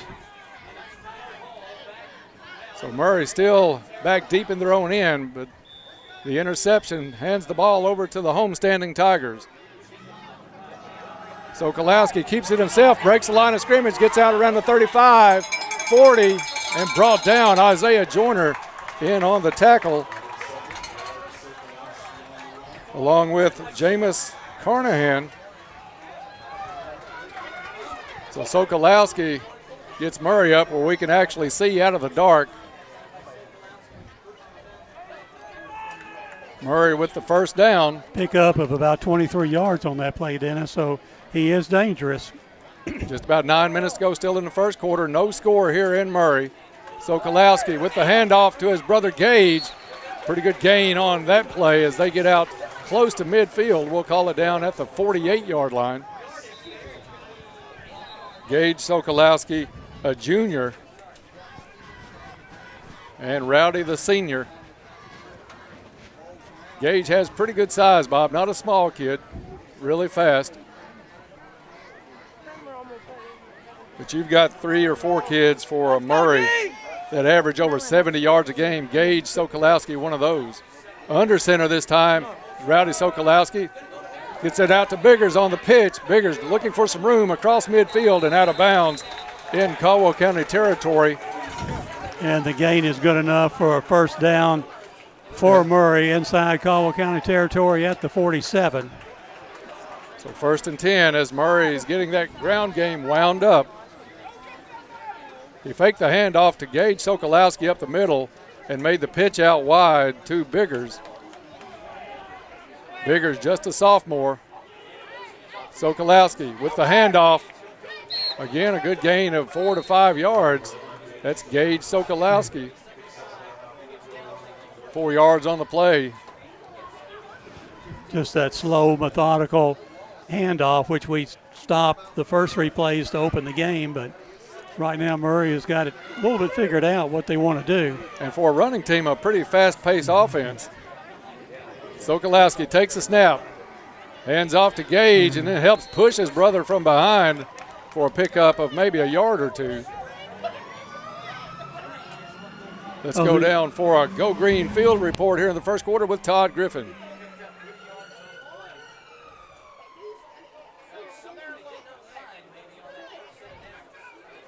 Looks like it's going to be 3rd and 3 for the Tigers. Murray High Tigers, that is. Ball spotted on the 40-yard line. Biggers in motion. And Caldwell County gets in the backfield. Elijah Shaheen busted that one up.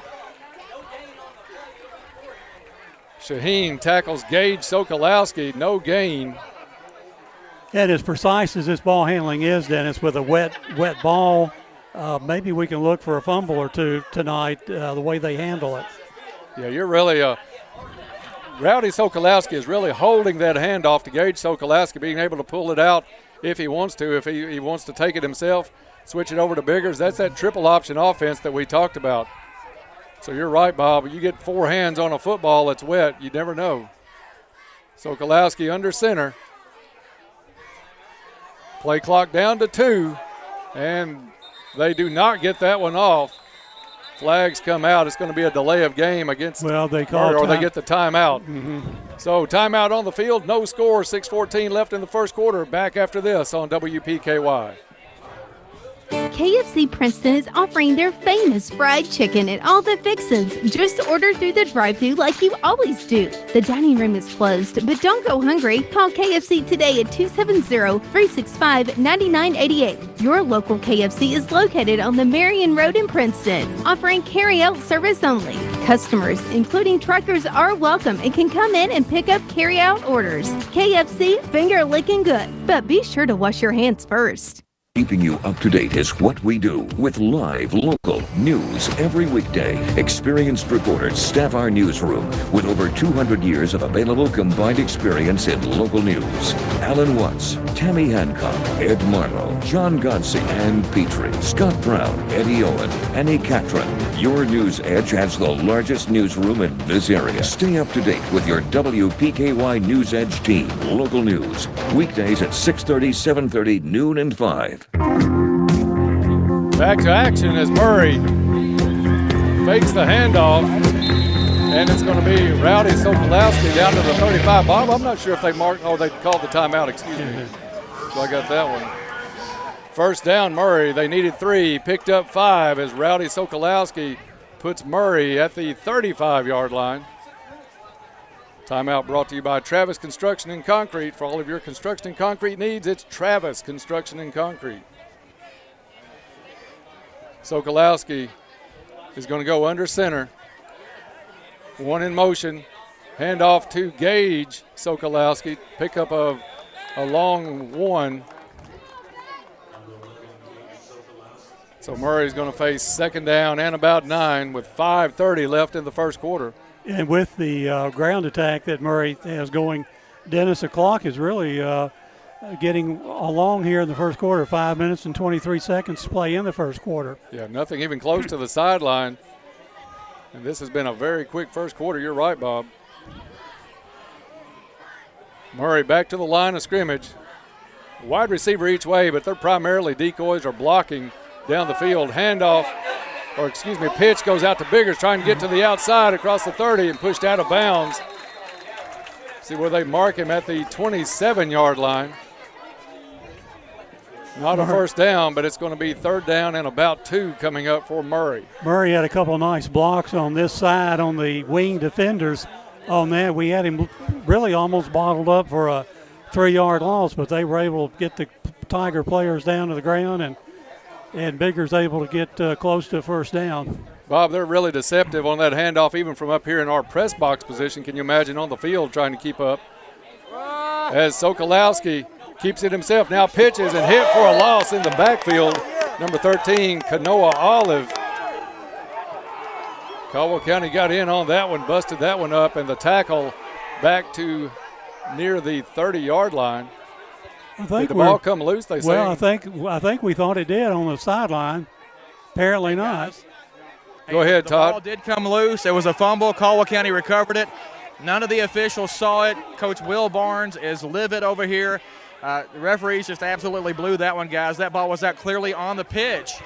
It should be Caldwell County's football right now, and I think one of the things with all the black uniforms that Murray wears, it kind of makes it hard to find the ball sometimes. I think the officials lost sight of the ball and just didn't see that it was clearly a fumble that everyone else on the field saw. And in the meantime, I think just a slight warning to Coach Barnes as a sideline warning comes out to move the players back. But I think that was directed at Coach Barnes, who is still upset about that non-call on the fumble. Ball spotted at the 29-yard line. It stays with Murray High. Thank you for that Go Green Field report, Todd. Yeah, it looked like it bounced out, but none of the 6 saw it. Pitch comes back to the backfield. Caldwell County in good pursuit. Elijah Shaheen throws Murray down at the 30-yard line. That was number 4, Biggers. Biggers just a sophomore. And Murray will turn it over on down. So Caldwell County gave up some, bent, but did not break. Bob, I think that may have fired them up just a little bit, because after that non-call on the fumble, Caldwell County was in the backfield about as much as Murray was. We had as many men going for that ball as Murray did. You're right, Dennis. So Jack Stevens will bring the offense out at their own 29-yard line. Trip set out to the left. Stevens, quick hit in and out of the hands of Carnahan at the 37-yard line. Little play action to Smiley. The incompletion stops the clock with 4:11 to go in the first quarter. Still no score here in Murray. Stevens looks to the sideline. It looks like we're trying to open them up by having thrown 2 passes here. 2 receivers to the left, 1 to the right, and Luke Parker. Slot receiver is Carnahan. Stevens keeps it himself, tries to find a hole, gets across the 30, lowers his head, and gets it out to the 34-yard line. Pick up of 5 yards by Jack on that play. Makes it a serviceable 3rd and 5 for the Tigers. Good job by Stevens on that run, because, Bob, there was not a lot of room to get through. Kind of picked his way and barreled it with the head down to get that last couple of yards. In fact, I think the low snap created the fact that he had to run the ball, not hand it off. Caldwell County comes back to the line of scrimmage. 2 receivers on each side this time. Near side to us is Carnahan and Parker. Smiley in motion. Quick hit over to Parker. Low hit. Catches it. Takes a smack at the 35 and gets out to the 37-yard line. Parker really got his bell rung at the 35. Low snap. The low throw. He was able to go down and get it, but came up, took a turn upfield, and was really met by Murray. So that's going to bring up 4th down and 2, and Blake Viverette on the field. Viverette really kicking the ball well in warm-ups tonight. We'll see what he does with his first live action attempt. Good snap back. Low line drive off the toes. Going to take a big Caldwell bounce across the 30 and down to the 28-yard line. So kind of like some of my golf shots, Bob. That one, Viverette got more out of than he really put into, but it turns out good for Caldwell County. So the Sokolowski brothers will bring the offense out, and they'll start at their own 28-yard line. And really in a game like this, Dennis, I would think we'd want to keep the ball low and let it bounce on the ground and get wet, and maybe Murray will bobble it that way. Rowdy Sokolowski to go under center. Biggers in motion. Pitches it out to Biggers. Biggers met in the backfield. Carnahan leads the tackle. Stevens finishes it off. That's some dangerous looking laterals that they're making. They're going to pay for that one of these. Yeah, that was just kind of hooked around his body and tossed back to Biggers. I think that was a desperation lateral more than a pitch out. Would be a great spot for Caldwell County to come up with a fumble. Loss of 5 yards on that play, 2nd and 15 for Murray. One receiver spread out wide to each side. Drops back to pass, going down the right sideline. Good coverage by Kramer. Late flag comes in. And I mean late flag comes in. All the way out at the 45-yard line of Caldwell County. Coach Barnes pleading the case again. Looks like Kramer had a vision of the ball. I'm not sure what the... It looked like his head was turned toward the quarterback, toward the throw. And if it's that way, it's a 50-50 ball. So Caldwell County not getting any breaks early in the game. So a 15-yard penalty out to the 40-yard line now for Murray. 2 minutes left in the quarter. Automatic first down for the Murray Tigers. No score here at Murray. Sokolowski set to take the snap. Biggers in motion. Sokolowski drops back again to pass. Now he's going to keep it. Takes off up the middle across the 45, 50 into Caldwell County territory and dragged down near the Tiger 45-yard line by number 22, Billy Wallace.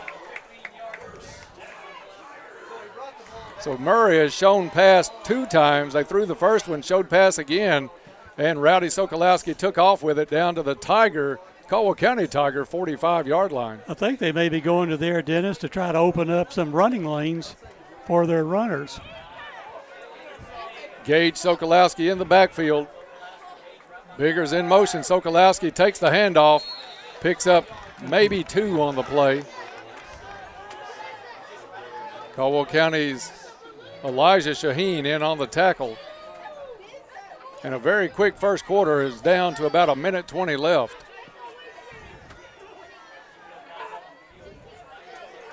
Murray to the line of scrimmage. Going right to left on your dial. Everybody going left. Sokolowski keeps it, dives, and across the 40-yard line. We'll see where they mark it, maybe. I think they're going to lay it right down on the 40, it looks like. Yes. Rowdy Sokolowski did leave his feet, but came straight down. 3rd and 5 for Murray Tigers. Into Tiger territory. No score here in the first quarter. Rowdy Sokolowski, leading rusher for Murray on the season, averaging 118 yards a game on the ground. Gives the handoff to Gage Sokolowski. Ball stripped loose, and they had to see this one. That's Tiger football on the 35-yard line. Side judge is saying that one came loose. Caldwell County able to strip that one. There were about 4 or 5 Tigers in on the tackle, just clawing at the football. Able to pull it away and recover. Caldwell County with the big break. So far, turnovers are now even at 1-1 here in the first quarter. 22 seconds remaining to be played in the first quarter. Great job of the Tigers just gang tackling and going for the football. Out on the field, Jack Stevens will come out. 22 seconds in the first quarter to see what he can do. 2 receivers left. Hand off to Smiley. Smiley goes left. Picks up about 2 on the play. We'll see if Caldwell can get another play off before the end of the quarter, if they are content to go to the end of the quarter with no scores. We'll call it a short 2 on the game by Smiley, and that's going to be the end of the first quarter. After 1, no score in Murray. Back after this on 1580, 103.3 WPKY. Been in the hospital but aren't quite ready to go home? Caldwell Medical Center's swing bed program is the perfect step for patients in a transitional stage of care. Their extended care solution allows you to continue receiving skilled nursing care, meals, and medication management with the added convenience of being close to home and the peace of mind that comes from a full-service hospital. To learn more about their swing bed program, visit caldwellmedical.com. Chick-fil-A of Hopkinsville wants to salute the outstanding achievements of our area student-athletes. Each week, a student-athlete will be chosen based on academics, athletics, and achievements. Watch for the Chick-fil-A AAA Young Person of the Week at yoursportsedge.com. Academics, athletics, and achievements. The Chick-fil-A AAA Young Person of the Week at yoursportsedge.com.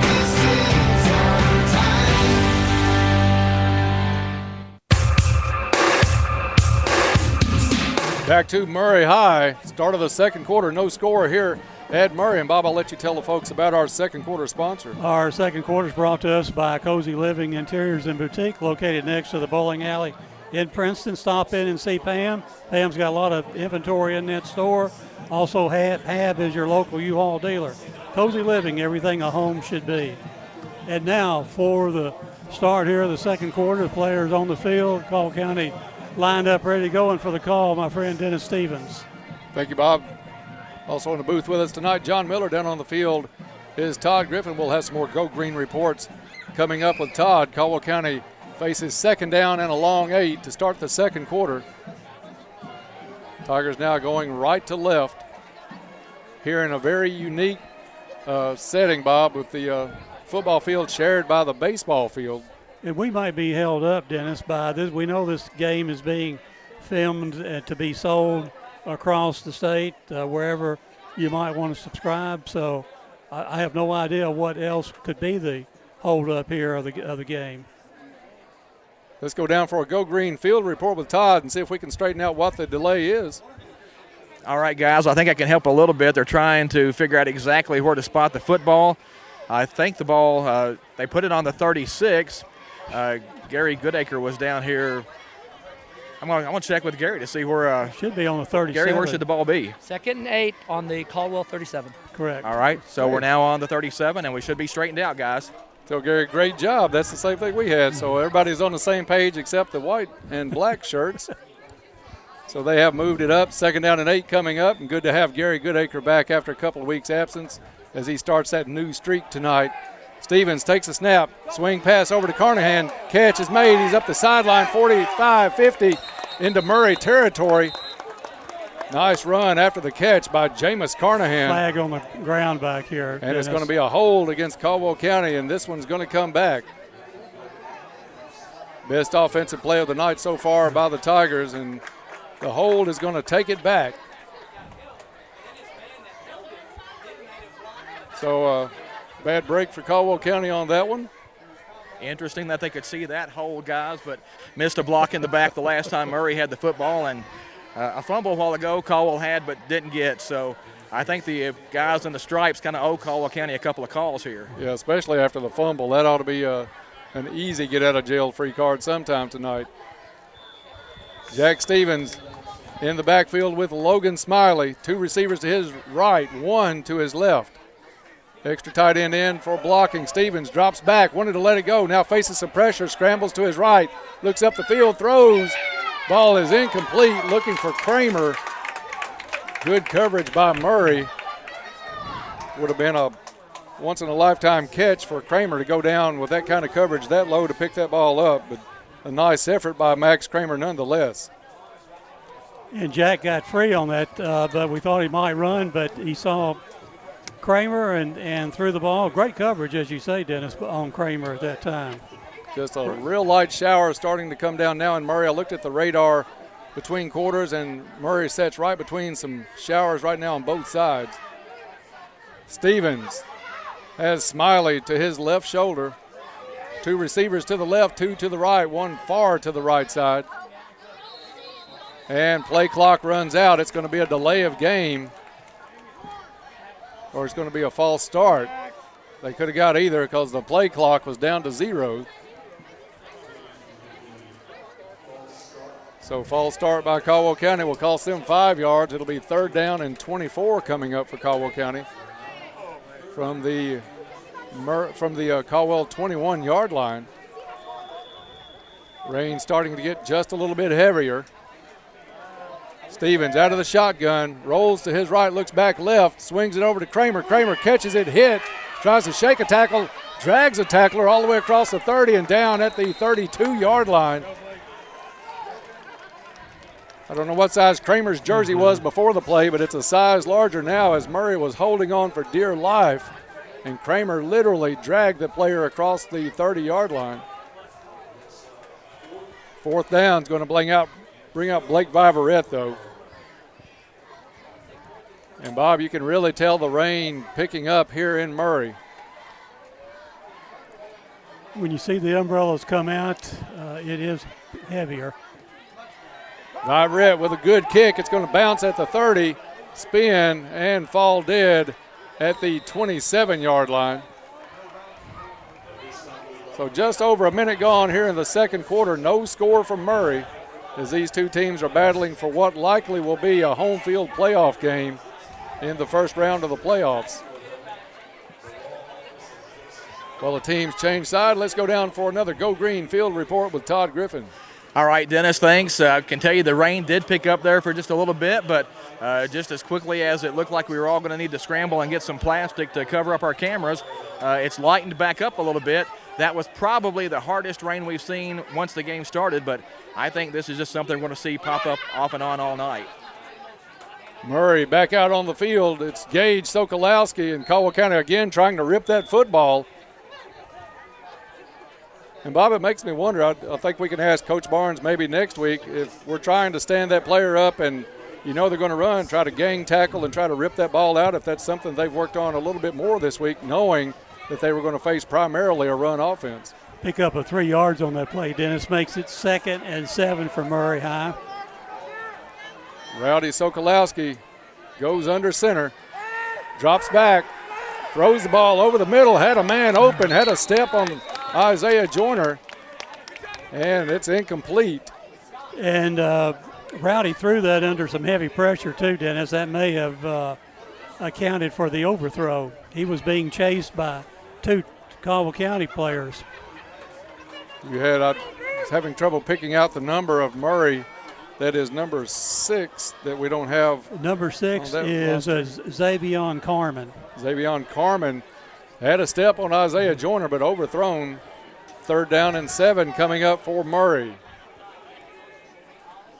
And Sokolowski keeps it lateral. Ball's loose on the field. Still loose, and Caldwell County recovers at the 22-yard line. What I was saying a while ago, Dennis, he is just very treacherous on that pitch. Yeah, he tried to force that one in, and the Biggers kid was covered well. I'm surprised he pitched that one, but a big break for Caldwell County as number 22, Billy Wallace, comes up with the fumble recovery. And Caldwell County in business at the Murray 22-yard line. And you can say for sure we're in field goal territory. Absolutely, and the way this thing is going early, that may be big tonight. Stevens comes in from the sideline with the play. He's got Carnahan and Smiley in the backfield. He's going to split 2 receivers to the right side. It's Parker and Bumpus. Stevens with the handoff to Smiley. Lead blocker was Carnahan. Smiley lowers his head, gets it across the 20 and down to the 18-yard line.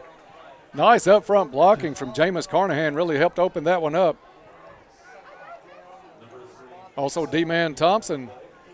D-Man's in at a tight end. And he helped on that blocking play on that sideline. Thompson has some pretty good size. 2nd down and 7 after a pickup of 3. They're going to say ball on the 18-yard line. Stevens, handoff this time to Carnahan, goes up the middle, pushes the pile, and he's across the 15 or right at it. We'll see if they give him the 14. I think they're going to give him the 14. Another nice run out of that Caldwell County backfield and pretty good blocking up front. They have to get down to the 13. Looks like it's going to be about 3rd and 1 from the 14. 9 minutes left in the first half. Smiley to the right side of Stevens, and whistle blows. It's going to be a timeout, Caldwell County.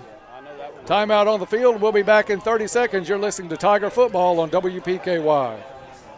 Trice Hughes has been serving Western Kentucky for over 60 years. Their experienced sales force, ASE certified techs, and all of the friendly folks at Trice Hughes have worked to become your family's exclusive automotive dealer. The home team that's kept our families safe on the road for generations. From work to play and everything in between, your home team has what you need. Stop by and drive the difference. Our home team, Trice Hughes, Highway 91 North in Princeton.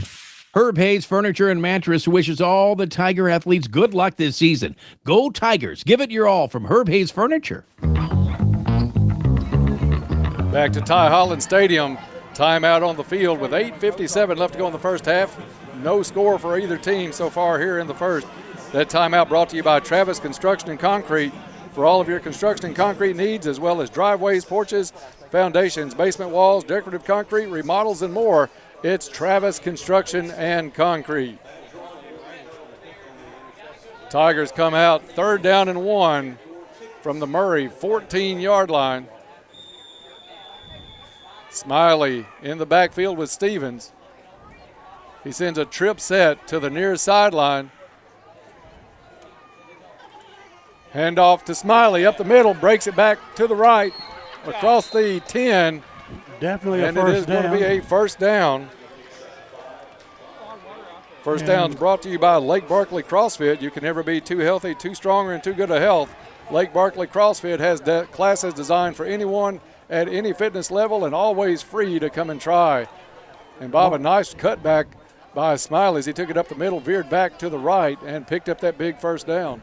1st and goal for the Tigers at the 9-yard line. 2 players to the right. Smiley with the handoff and gets it down close to the 5-yard line. Probably they're going to get him to the 6, Dennis. 8:20 left here in the first half. Tigers knocking on the door after picking up a big fumble recovery at the Murray 22-yard line. 2nd and goal for the Tigers from the Murray High 6. Carnahan and Smiley in the backfield, 2 receivers to the left. Handoff goes to Carnahan, takes it up the middle, and touchdown Tigers. 6-yard run. Jameis Carnahan puts the Tigers on the board first. No flags on the field that we can see. So Caldwell County takes advantage of the turnover and turns it into points. 7:58 on the clock on that score. Blake Viverette will come out for the extra point attempt. Extra points brought to you by Gather on Main. Gather on Main for breakfast, lunch, dinner, or anything in between. And you can also hear Saturday Morning Quarterback tomorrow from Gather on Main. Drop down and check out that show tomorrow morning live. Stevens to hold, Viverette for the extra point attempt. Be nice to see him put one through the uprights and on the roof. A lot of pressure, kick is up, and it is good. 7:58 left in the first half. Tigers on the board first. It's Caldwell 7, Murray nothing. Back after this on WPKY. Hello, this is Brad Harrelson with First Southern National Bank. There is little doubt that many are facing financial hardships in our country today. The statistics can be startling to look at, with as many as 70% of Americans having less than $1,000 saved for emergencies. While it can be easy to point fingers, the truth of the matter is that many folks lack the basic financial knowledge to avoid these pitfalls. To meet this need, First Southern has provided financial literacy resources so that the people of our communities can be better equipped to face the financial challenges life throws their way. We invite you to explore the Financial Literacy Resource Center at fsmb.net. Member FDIC, Equal Housing Lender. Tomorrow. Touchdown! Touchdown! Touchdown! Kentucky! I love this team. Coach Stoops and the Cats battle between the hedges for SEC East supremacy. Georgia Bulldogs and your Kentucky Wildcats. UK will take on Georgia tomorrow. Airtime at 12:30 on WKDZRadio.com and on 106.5 WKDZ. Raider Auction Company is excited to cheer on all the Tiger athletes this season. Go Tigers from Raider Auction Company. We are back to Ty Holland Stadium. Caldwell County on the board first. 7-0 Tigers. 7:58 left to go in the first half. And I think, Dennis, it's wise and great. Whoever scores first tonight might really have an inside track of winning this football game. Yeah, it's going to be a premium on points the way it looks right now. Umbrellas back out as the rain again picks up, and it's going to be like that probably through the better portion of this football game. Viverette gets it set at the 40. The approach and kick, this one a much better kick. It's going to be a touchback and plenty. Way back into the end zone. Kick of 65 yards in the air.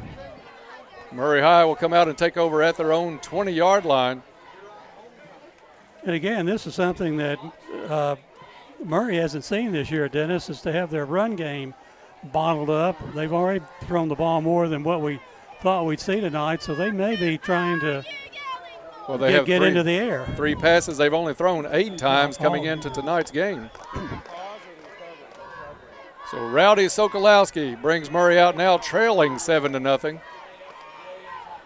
Sokolowski keeps it himself, and he's met in the backfield and brought down for a loss on a great tackle by Camden Wofford. Wofford met Sokolowski face mask to face mask and brought him down for a loss back to the 17-yard line. Loss of 3, second, 13 for Murray. And he looked like he wanted to pitch that ball, Dennis, but he may be having quick feet right now. Caldwell County's defense has really disrupted the timing of Murray in this triple option offense. Sokolowski looks to pass. He's going to go downfield near sideline. Kramer step for step with the Murray receiver. Good coverage by Kramer. No flag on the play, and that one incomplete by a mile. 4th pass attempt of the game. It's half as many as they've thrown all year long, and I think you're right, Bob. They're just trying to open it up a little bit because Caldwell County is clogging up everything in the middle, and the pursuit on the ends has been great so far by the Tigers. And on that play, Dennis, we did not get too much pressure on the quarterback, giving him a little chance to – he got some air under the ball, too much air, as a matter of fact. He's going to send Biggers as one of 2 wide receivers. We've only seen a single set wide receiver on each side so far tonight. Now Murray is going to put Sokolowski out of the shotgun with 1 back. Handoff up the middle, not much there. They're still way away from the original line of scrimmage at the 20. 4th down coming up. That looked like it was almost headed for a fumble as well. 7 minutes to go in the first half, 7-0. Caldwell County with the lead, and they'll get set to get the ball back from Rowdy Sokolowski. Isaiah Joyner is going to drop back, but he's going to stay in Murray territory unless Sokolowski just bombs one. Not much wind out here. You see the flag going a little bit. It'll come up with some potential for some storms tonight. Almost blocked. Nice kick. Drives Joyner all the way back to his 42-yard line. Actually fielded that about the 44, and the catch and the coverage got him back to the 41 where Caldwell County will take over. But Rowdy Sokolowski with a bomb on that punt. Nice punt. Hey, guys, somebody got pretty close to that one. Couldn't tell if it was Drew Davis or who, but somebody just about got a hand on that punt, but ended up working out really good for Murray. Also, just one little correction. The guys on the sideline down here say that Gus Fox recovered that last fumble for the Tigers over on your sideline. So just taking care of a little business there. Huh. All right, we'll give it to Fox. Handoff goes to Smiley. Smiley tripped up as he nears the 45-yard line. I'm going to be honest, guys, it's difficult to tell down here. Like I said, between the dark uniforms by Murray and it's kind of dark on both sidelines anyway, so it's kind of tough to tell sometimes where the ball actually is. This is not the most well-lit field in the world, that's for sure, Todd. Ball spotted at the 44-yard line. Caldwell County is going to send 2 receivers out to the left of Stevens. He's going to keep Carnahan and Smiley in the backfield. Snap back. Stevens drops back, has some time, looks down the field. Now he's pressured, has to get rid of it. He's going to go down with it. Bob, that's one you've got to get rid of. Stevens sacked back at the 35. Even if you just throw that one out of bounds, he had a lot of time. The line did all they could, but you're only going to protect somebody for so long. Marked back at the 35-yard line, I think, is where they're going to spot this one. Loss of 9. 5:19 left to go in the first half. Caldwell County up 7-0. 3rd and 17 for the Tigers. Handoff goes to Carnahan. Carnahan running gets really hit, hard. Run, you're right, ran hard out to about the 44-yard line.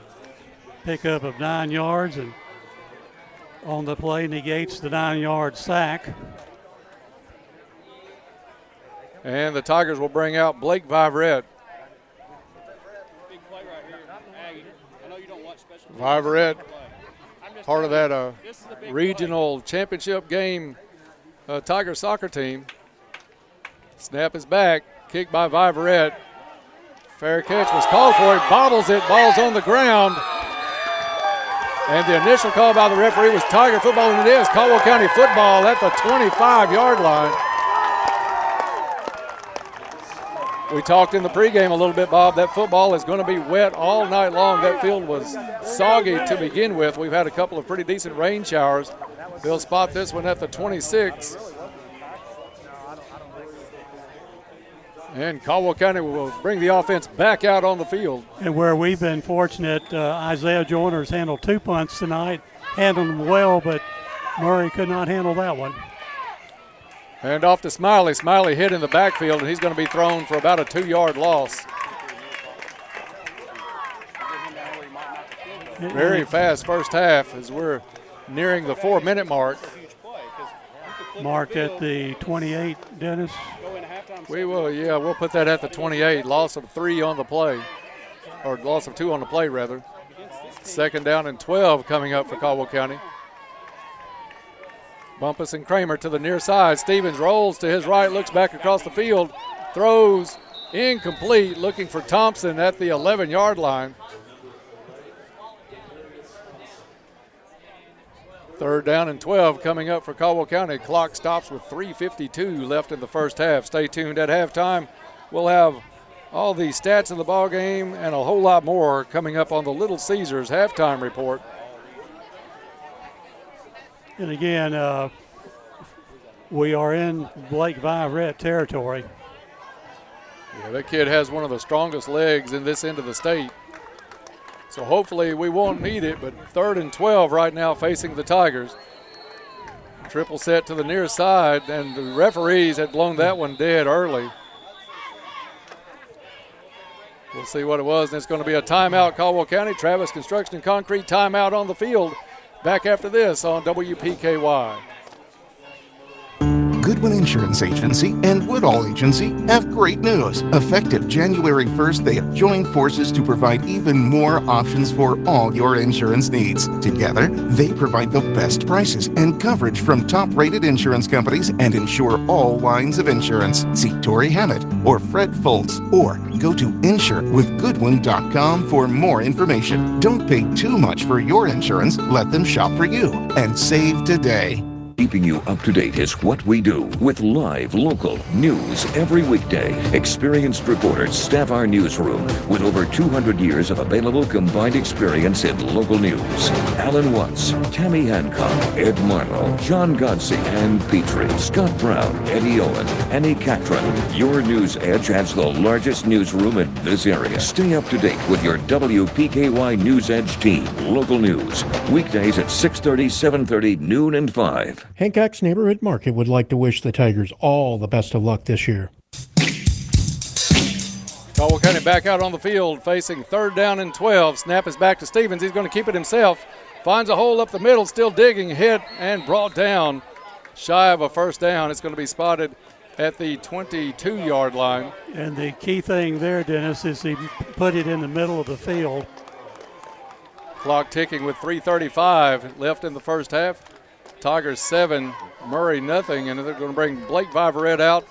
Puts his spot down around the 31, so it'll be a 41-yard attempt coming up for Viverette. Not optimum conditions for that plant foot, Bob. We'll see how Viverette comes into this one. This is about the best place on the field he could be kicking from, though, Dennis. Rain has stopped for the time being. Viverette gets set. And they're resetting the play clock. Play clock at 20 now. You're right, they were resetting that play clock. Viverette steps back, takes that familiar twist to get ready. Snap is down, kick is up. It's got the distance, and good. Blake Viverette with the field goal extends Caldwell County's lead. Now 2:47 left in the first half, 10-0. Caldwell County back after this on WPKY. Hey guys, it's Kelly Capps with Farmers Bank. Buying a home can be stressful, and I'm sure you have many questions like what's a good rate? What type of loan is right for me? I'm here to walk you through the process. Whether you're buying your first home, downsizing, or looking to upgrade, Farmers Bank has the options for you. We offer rural housing, VA loans, and so much more. If you have any questions, don't hesitate to give me a call, or you can apply online at yournxtbank.com. Farmers Bank and Trust Company. Member FDIC, Equal Housing Lender. Chick-fil-A of Hopkinsville wants to salute the outstanding achievements of our area student athlete. Each week, a student athlete will be chosen based on academics, athletics, and achievements. Watch for the Chick-fil-A AAA Young Person of the Week at yoursportsedge.com. Academics, athletics, and achievements. The Chick-fil-A AAA Young Person of the Week at yoursportsedge.com. Pro Collision says, go Tigers. Give it your all this season. Leave it all on the field from Pro Collision. Back to Murray High School. Caldwell County's Blake Viverette gets set to kick it away after he nails it from 41 yards out to increase Caldwell's lead to 10-0. This one, another big kickoff, going to be fielded inside the 5 at the 3-yard line. Coming out is Biggers. Biggers finds a hole up the middle, tripped up. Shoestring tackle. And he's going to go down at about his own 35, but that one looked rough for a minute, Bob. I think maybe that was Shaheen able to get a hand around the ankle.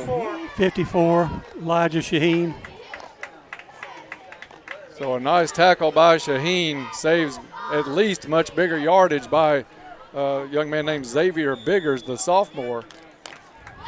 So Murray comes out on the field now, and Bob, Caldwell County has shown that they can stop that run game or at least disrupt it to a large extent. They have gone to the air a little bit lately. This time, a trip set with one receiver in motion. Pitch comes out into the backfield. Good tackle. Down for about a yard loss.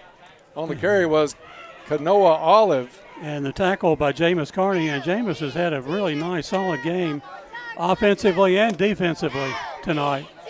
2:20 and counting here in the first half. Ball is spotted on the 33-yard line. Loss of 1 on the play, 2nd and 11 for Murray. A little bit more conventional running formation set up. Under center is Sokolowski. Hands off to his brother Gage. Gage digging across the 35 and brought down at the 36-yard line.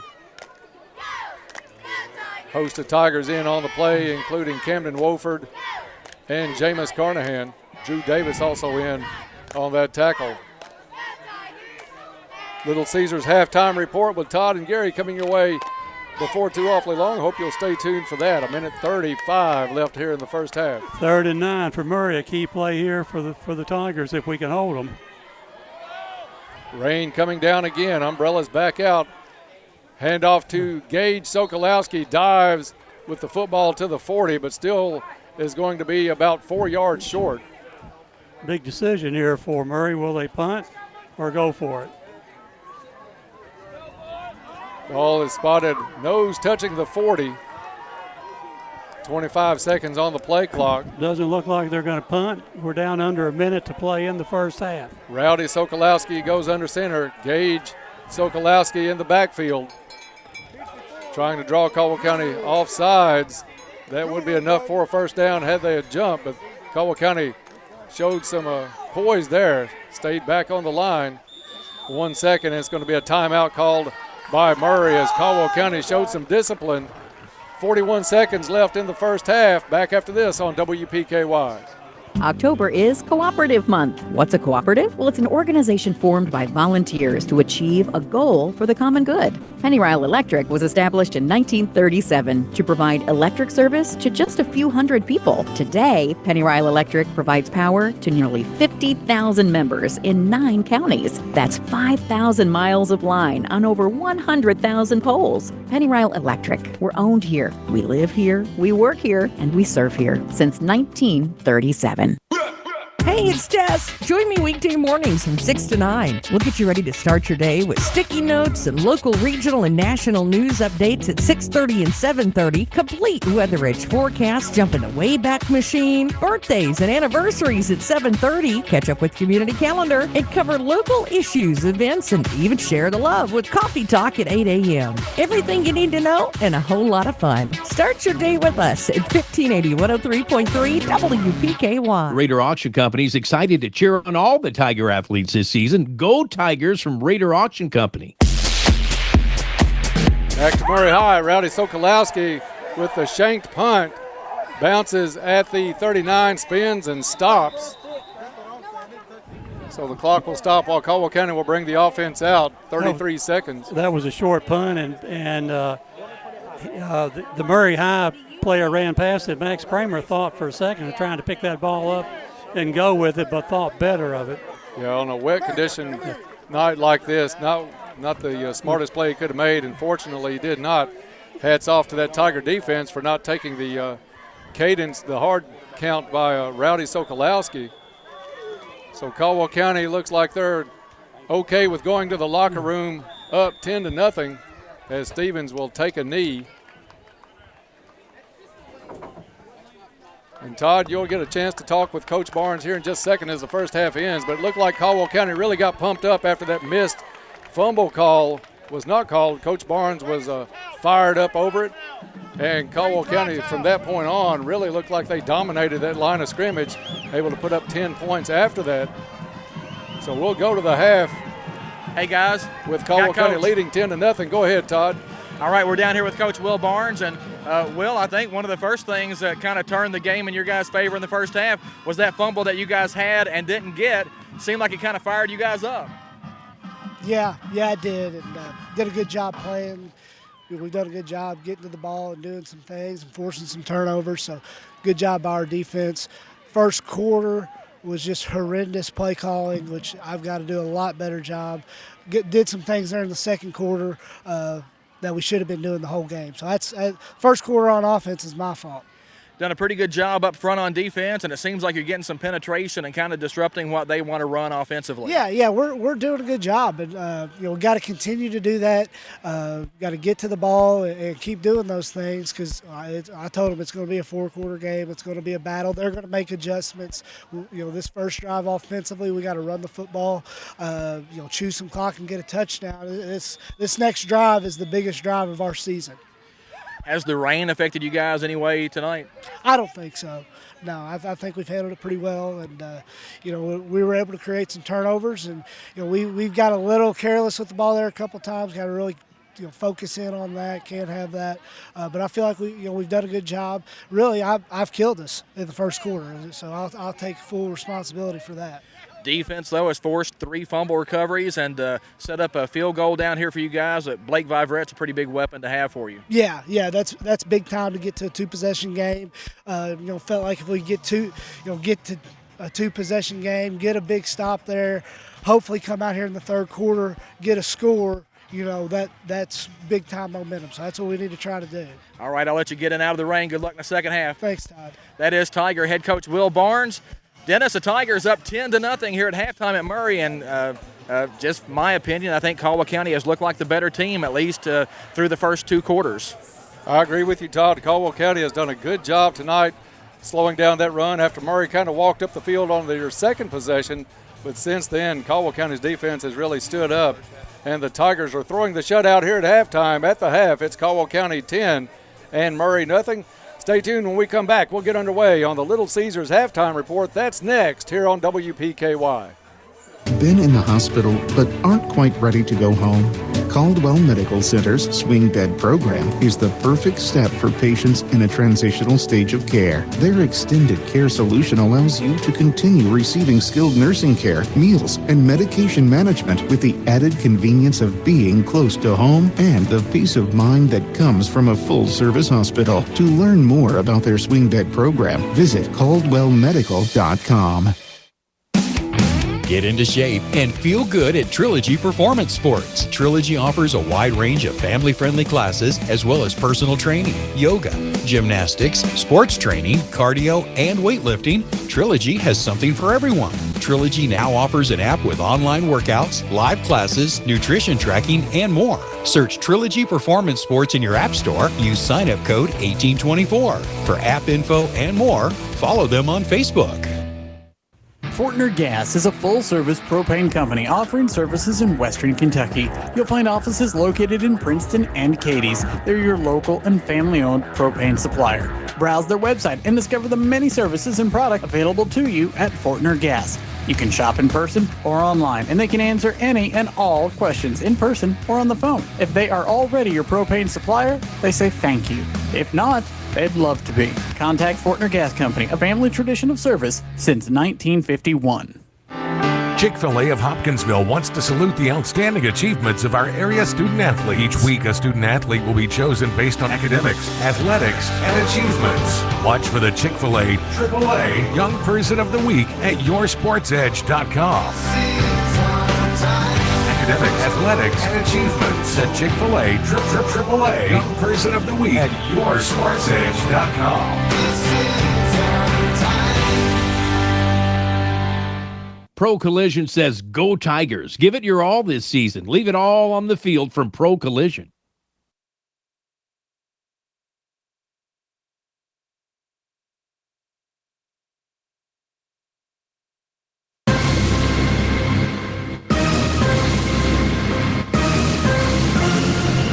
The teams are in the locker room, and it's time for the Tiger Halftime Report on WPKY. And welcome back to coverage of Tiger football here at halftime. It's Caldwell County 10 and Murray nothing. Time now for the Little Caesars halftime report. Just when you thought that pizza and breadsticks couldn't get any better, Slices and Sticks has arrived at Little Caesars to prove that these two favorites are even tastier together. Slices and Sticks combines 4 pepperoni pizza slices, 8 cheese breadsticks, all of that in one pizza, plus a side of crazy sauce. That's Little Caesars in Princeton, and time now for the Little Caesars halftime report, and for that, we'll take it down to the field with Todd Griffin. All right, Dennis, thanks. We're down here. Not a whole lot of scores to tell you about at halftime so far, but, of course, 10-0. Caldwell County over Murray here at Ty Holland Stadium tonight. Madisonville, North Hopkins, and Hopkins County Central hooked up in a big rivalry game tonight over in Morton's Gap. Madisonville having the better of that one right now, 21-0 late in the first half. Hopkinsville big over Callaway County. They're almost to halftime, 36-3 the score there. And Davis County leading Henderson County 14-9. Again, they are just before halftime as well. Last night over at the Stadium of Champions in Hopkinsville, South Warren knocked off Christian County 51-20. Of course, Hoptown playing at home tonight, so Christian County had to play last night. And if you were a Caldwell County soccer fan who was over watching the Tigers play in the Second Region Soccer Championship last night, you could actually keep up with that South Warren Christian County game over the PA from inside the football stadium. Again, South Warren knocking off Christian County 51-20. And speaking of the Tigers soccer team, making a run all the way to the Second Region Championship match this week, Tigers picked up a 3-0 win over Trigg County in the first round, edged University Heights Academy 1-0 in a shootout in the semifinals, but then fell to Henderson County. Henderson County winning their second straight regional championship. That score was 8-1 last night over on the soccer fields at the Stadium of Champions. Now, coming up on Saturday, Caldwell County Volleyball is at home hosting Graves County. That will actually be a varsity doubleheader with a JV match in between. The first match is at 9 a.m. They'll then play the JV contest, and then the second varsity match will start about 11 o'clock. We will have that second volleyball match for you here on WPKY tomorrow. Sue Stone will have the call of that. The Lady Tigers looking to improve on an 18-15 record as the postseason nears. 7th District play begins on Monday for the Lady Tigers. Caldwell's girls will take on Hopkins County Central at 6 o'clock over at Madisonville North Hopkins. The winner there gets to play in the championship game on Tuesday against the host Lady Maroons. Madisonville getting the number 1 seed over the Lady Tigers by percentage points after the two teams split their regular season meetings. First time in a while Caldwell County Volleyball has not been the number 1 seed for the 7th District tournament. Also coming up in the morning, we'll have Saturday morning quarterback as always, but tomorrow we will be at Gather on Main at 9 o'clock. The football coaches will be joining me, so be sure and tune in for Saturday morning quarterback as we talk about tonight's game here at Murray. Also coming up tomorrow, Western Kentucky University plays at Old Dominion at 2:30. Former Caldwell County Tiger D. Kane is one of the team captains for the Toppers tomorrow. Also coming up Saturday at 1:30, number 1 Lindsey Wilson College, the top-ranked team in NAIA, hosts number 13 Georgetown at 1:30. And, of course, former Caldwell County Tiger Jalen Boyd is the Mid-South Conference Special Teams Player of the Week this week. Jalen took a kickoff to open the second half 5 yards deep in the end zone last week and returned it for a touchdown. According to college stat rules, that is officially a 100-yard return. It's the longest kickoff return in Lindsey Wilson history. And, of course, Jalen Boyd already the career leading rusher at Lindsey Wilson, and he's a senior there. Again, Lindsey Wilson, the Blue Raiders, hosting number 13 Georgetown tomorrow. That is the Goodwin Insurance Scoreboard, brought to you by Goodwin Insurance, your locally owned independent insurance agency capable of handling all your insurance needs. Goodwin Insurance is a proud sponsor of Caldwell County Athletics. Good luck, Tigers, from Goodwin Insurance. Again, we're at halftime. It's 10-0. Caldwell County up at Murray on a rainy night in Murray. So far, no really downpours to talk of, but we have had several showers. It's a little soggy on the sidelines, but not sure how much that has affected play. Of course, Tiger head coach Will Barnes said didn't have any effect on Caldwell County in the first half. Moving now to our halftime moment in history, brought to you by West Kentucky Memorials with locations in Princeton, Cadiz, and Hopkinsville. West Kentucky Memorials is a proud supporter of Caldwell County football. Their son is a Caldwell County Tiger, Junior Jameis Carnahan. West Kentucky Memorials offers quality handcrafted granite memorials. The halftime moment in history brought to you by West Kentucky Memorials.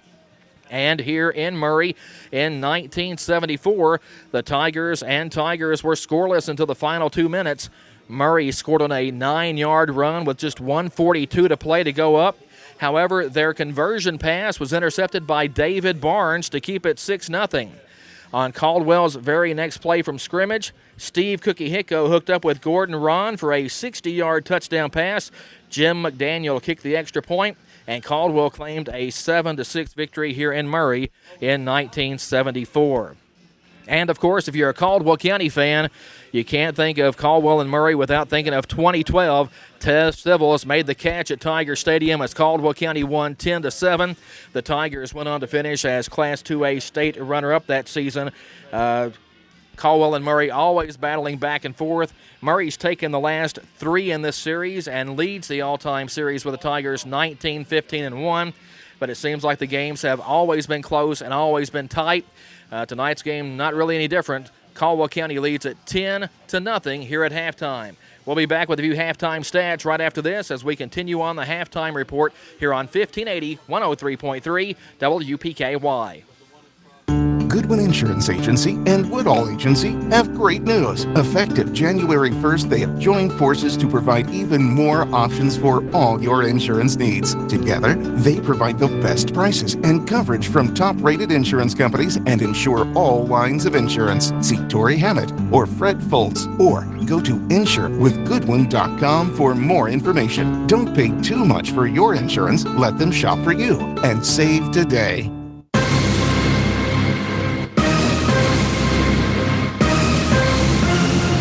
You're listening to Caldwell County Football on WPKY Princeton. You Ride in Princeton just might buy your vehicle. They are always looking for quality inventory. So if you would like to sell yours, talk to the nice folks at You Ride. Whether you're looking to buy or sell, You Ride is here. They are hometown proud and here to deliver the same great customer service they always have. Stop by or call for an appointment with one of their sales specialists. Call 270-365-3018. On the lot financing is available. You can even apply online at youridsales.com. You Ride on the Marion Road in Princeton. Hometown proud. I'm Clay Farless, and I'm a lender at Farmers Bank. From diapers to daycare to groceries, we are constantly looking for ways to save money at my house. We recently refinanced and saved more than a full % on our interest rate on a loan that was just over a year old. Rates are near all-time lows, so whether you're refinancing or buying, now's the time to apply online at yournxtbank.com. Farmers Bank and Trust Company, member FDIC, equal housing lender. Good luck to all Tiger athletes from Bella Marie Boutique. Go Tigers! It is halftime at Ty Holland Stadium in Murray. Caldwell County up 10-0 over the Murray Tigers in a key Class 2A First District contest. Winner of this one seems to have the inside track on a playoff game, home game in the first round of the playoffs. Again, Caldwell up 10-0, and Gary is now ready with the halftime stats. And guys, I'm going to be honest with you, we're actually hiding in one of the baseball dugouts here at halftime to get out of the rain. So nice and dry at halftime. Here's Gary with the stats. Hello, everybody. Welcome to the halftime stats. Not a lot of yardage for either team, and actually Murray High School has more offensive yards than Caldwell. They have 81 yards of rushing on 26 carries. They are 0 for 2 passing and no yards there. So all their offense is from the run. I believe Gage Sokolowski is the leading rusher for the Murray Tigers. He is the fullback, number 11. He has 14 carries for 40 yards. The quarterback, Rowdy Sokolowski, has run the ball 6 times for 34 yards. He's got a couple of chunk plays that have helped their offensive cause. Xavier Biggers, 4 carries for 10 yards. And Kanoa Olive, 2 for -3. So 26 carries, 81 yards, and all of it rushing. Caldwell only has 44 yards rushing. However, due to turnovers, they've had the short fields, and they have made the most of them. The leading rusher for the Caldwell County Tigers is Logan Smiley. He has carried the ball 8 times for 21 yards. Jameis Carnahan has ripped off 2 great runs, and they account for 15 yards rushing. Jack Stevens, the quarterback, 3 carries for 2 yards, but one of those was a sack. And the last play of the half was a 5-yard kneel down for team rushing in the negative category. That gives us 14 rushes for 33 yards. And we have 13 yards passing, 2 of 6 for Jack Stevens with an interception. 1 pass was completed to Luke Parker for 3 yards. Another pass was completed to Max Kramer for 10 for 13 yards. That gives Caldwell 46 yards total offense. Both defenses are stout. Both defenses seem to know what they're doing. And the weather seems to be helping Caldwell, and the fact that we will get the ball off the second half kickoff. So, 46 yards offense for the Caldwell County Tigers, 81, all of it rushing for the Murray Tigers. Todd, back to you. All right, Gary, thanks. Good to have you back on the stats here at halftime. Caldwell County up 10-0 at Murray. Here's another score from the Goodwin Insurance scoreboard. Trigg County up in the first half over at Webster County tonight, 21-6. Caldwell County and Murray back out on the field. We're just a little over 3 minutes away from getting the second half underway. Still raining here in Murray. We'll send it back up to Dennis and Bob in the booth after this here on 1580 103.3 WPKY. Trice Hughes has been serving Western Kentucky for over 60 years. Their experienced sales force, ASE certified techs, and all the friendly folks at Trice Hughes have worked to become your family's exclusive automotive dealer. The home team that's kept our families safe on the road for generations. From work to play and everything in between, your home team has what you need. Stop by and drive the difference. Our home team, Trice Hughes, Highway 91 North in Princeton. For a delicious meal, try Kay's Kitchen in Princeton. They have great home cooking, just like Mom and Grandma used to do. Enjoy cook-to-order breakfast every day, all day. Daily lunch specials include favorites like open-faced roast beef, grilled chicken tenderloins, country fried steak, smoked pork chops, and catfish and shrimp on Fridays. All your favorite veggies, too. And don't forget Kay's homemade desserts. Open Monday through Thursday, 5 to 2, Friday, 5 a.m. to 8 p.m., and Saturday, 5:30 to 11. Kay's Kitchen, 501 North Jefferson Street, Princeton, 1 block from the courthouse. Keeping you up to date is what we do with live local news every weekday. Experienced reporters staff our newsroom with over 200 years of available combined experience in local news. Alan Watts, Tammy Hancock, Ed Marlowe, John Godsey, Ann Petrie, Scott Brown, Eddie Owen, Annie Catron. Your News Edge has the largest newsroom in this area. Stay up to date with your WPKY News Edge team. Local news. Weekdays at 6:30, 7:30, noon, and 5. And we are back to Ty Holland Stadium getting set for the kickoff here on the second half. That's going to wrap us up on the Little Caesars halftime report. Go by Little Caesars and pick up some of those hot and ready pepperoni pizzas. That's always a favorite for us on a lot of road games, as we'll stop by there and pick up a pizza and bring it to the ball game with us. Either football or basketball season, Bob. You can't go wrong with one of those. Or baseball. Or baseball, that's right. Tell us about the third quarter sponsor, and then we'll have time to get this one kicked off. Third quarter is going to be brought to us by Cozy Living Interiors and Boutique under the ownership and management of Pam and Hab Haberlock. Hab is your local U-Haul dealer. Stop in and see Pam. See what she has in that store. Cozy Living Interiors and Boutique next to the bowling alley in Princeton. Everything a home should be.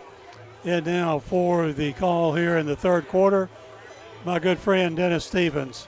Thank you, Bob. They are waiting on this one because they do have the video stream through the school, so they're keeping it on track. 6 seconds left for this one. Murray will be kicking to Caldwell County. Caldwell County won the toss before the game, elected to defer, so Caldwell County will receive the ball, leading this one 10-0. And Murray set now for the kickoff. Kramer and Joyner deep. It's going to go towards Joyner. Joyner fields it at the 15, across the 20, finds a hole up the middle, and he is on a good run back, brought down near the 35-yard line. And they are going to mark it at the 35, Dennis. So 1st and 10 for Caldwell County. Rain came down steady most of the half, as Todd and Gary took cover in the dugout here on the baseball field portion of this sports complex here in Murray. 2 receivers each side, Smiley in motion. Stevens on the keeper up the middle, hit in the backfield, gets away from that one, tries to get to the outside, finds some room, gets to the sideline across midfield. He's down the sideline with blockers. 20, 10, 5, touchdown Tigers. No flags that we see on the play. Jack Stevens was hit initially in the backfield. Got away from him, maybe because of the wet field conditions, wet hands. And that was a design play. That was not a broken play where he had to run. It was a keeper all the way. He was able to cut it to the outside and all the way down the field. 16-0 Tigers. That's what Will wanted to Only 22 seconds gone. Blake Viverette in for the Gather on Main extra point attempt. So a great start by Caldwell County on their first play from scrimmage. That will demoralize you, I think, won't it, Dennis? That'll certainly make you not feel the rain if you're on the Caldwell County sideline right now. Snap is back and down. Kick is up and good. Line drive kick by Viverette makes it 17-0 Caldwell County. Back after this on WPKY. Your local McDonald's wants you to know that they are ready to serve you for breakfast, lunch, and dinner. Dine-in or the drive-thru is always open, and they offer curbside pickup service. To avoid the wait in the drive-thru, you can download the McDonald's app and try curbside pickup. Stop in soon and enjoy breakfast, lunch, or dinner at your local McDonald's. Proud to be a part of this community. McDonald's of Princeton, proud supporters of the Caldwell County Tigers. Tomorrow. Touchdown! Touchdown! Touchdown! I love this team. Coach Stoops and the Cats battle between the hedges for SEC East supremacy. Georgia Bulldogs and your Kentucky Wildcats. UK will take on Georgia tomorrow. Airtime at 12:30 on WKDZRadio.com and on 106.5 WKDZ. Fredonia Valley Bank says, go Tigers. Do your best this season and show that Tiger pride. Good luck from Fredonia Valley Bank. Back to Murray as Blake Viverette gets set to kick it away to Murray. Jack Stevens with a big run to open the second half here. Caldwell County's lead now out 17-0 over Murray. And Bob, I hope we just keep piling it on because you want to stay at home in the playoffs as much as you can, and this is, for all intents and purposes, for home field advantage in that first round of the playoffs. Murray's had to replace one of their guys on the kickoff coverage or kickoff receiving team. Number 6 is out. It's number 16 in. And this one, a low line drive, skids and goes in and out of the end zone. So a touchback for Caldwell County. Bob, we heard the promo. We haven't had a chance to talk about it much, but a big game tomorrow in Georgia as UK, ranked number 11 in the country now, will go down and face the number 1 team in the land in the Georgia Bulldogs. That's on at 2:30 tomorrow afternoon. Comes on at 12:30 airtime with the pregame show on our sister station WKDZ. But your prediction? A big test for the Big Blue tomorrow. I don't know that we can win it, but I don't think we're going to lose by 3 touchdowns either. It's going to be a good one. Handoff up the middle. I think that is not Gage Sokolowski, but instead number 5 on the roster. And Bob, if you have their roster, I don't. Handy, we'll try to find. I don't have a number 5. We'll check the KHSAA on that one, but a pretty nice run as Murray brings it out to the 26-yard line. Second down and 4. And it's number 5 again in the backfield. Big kid.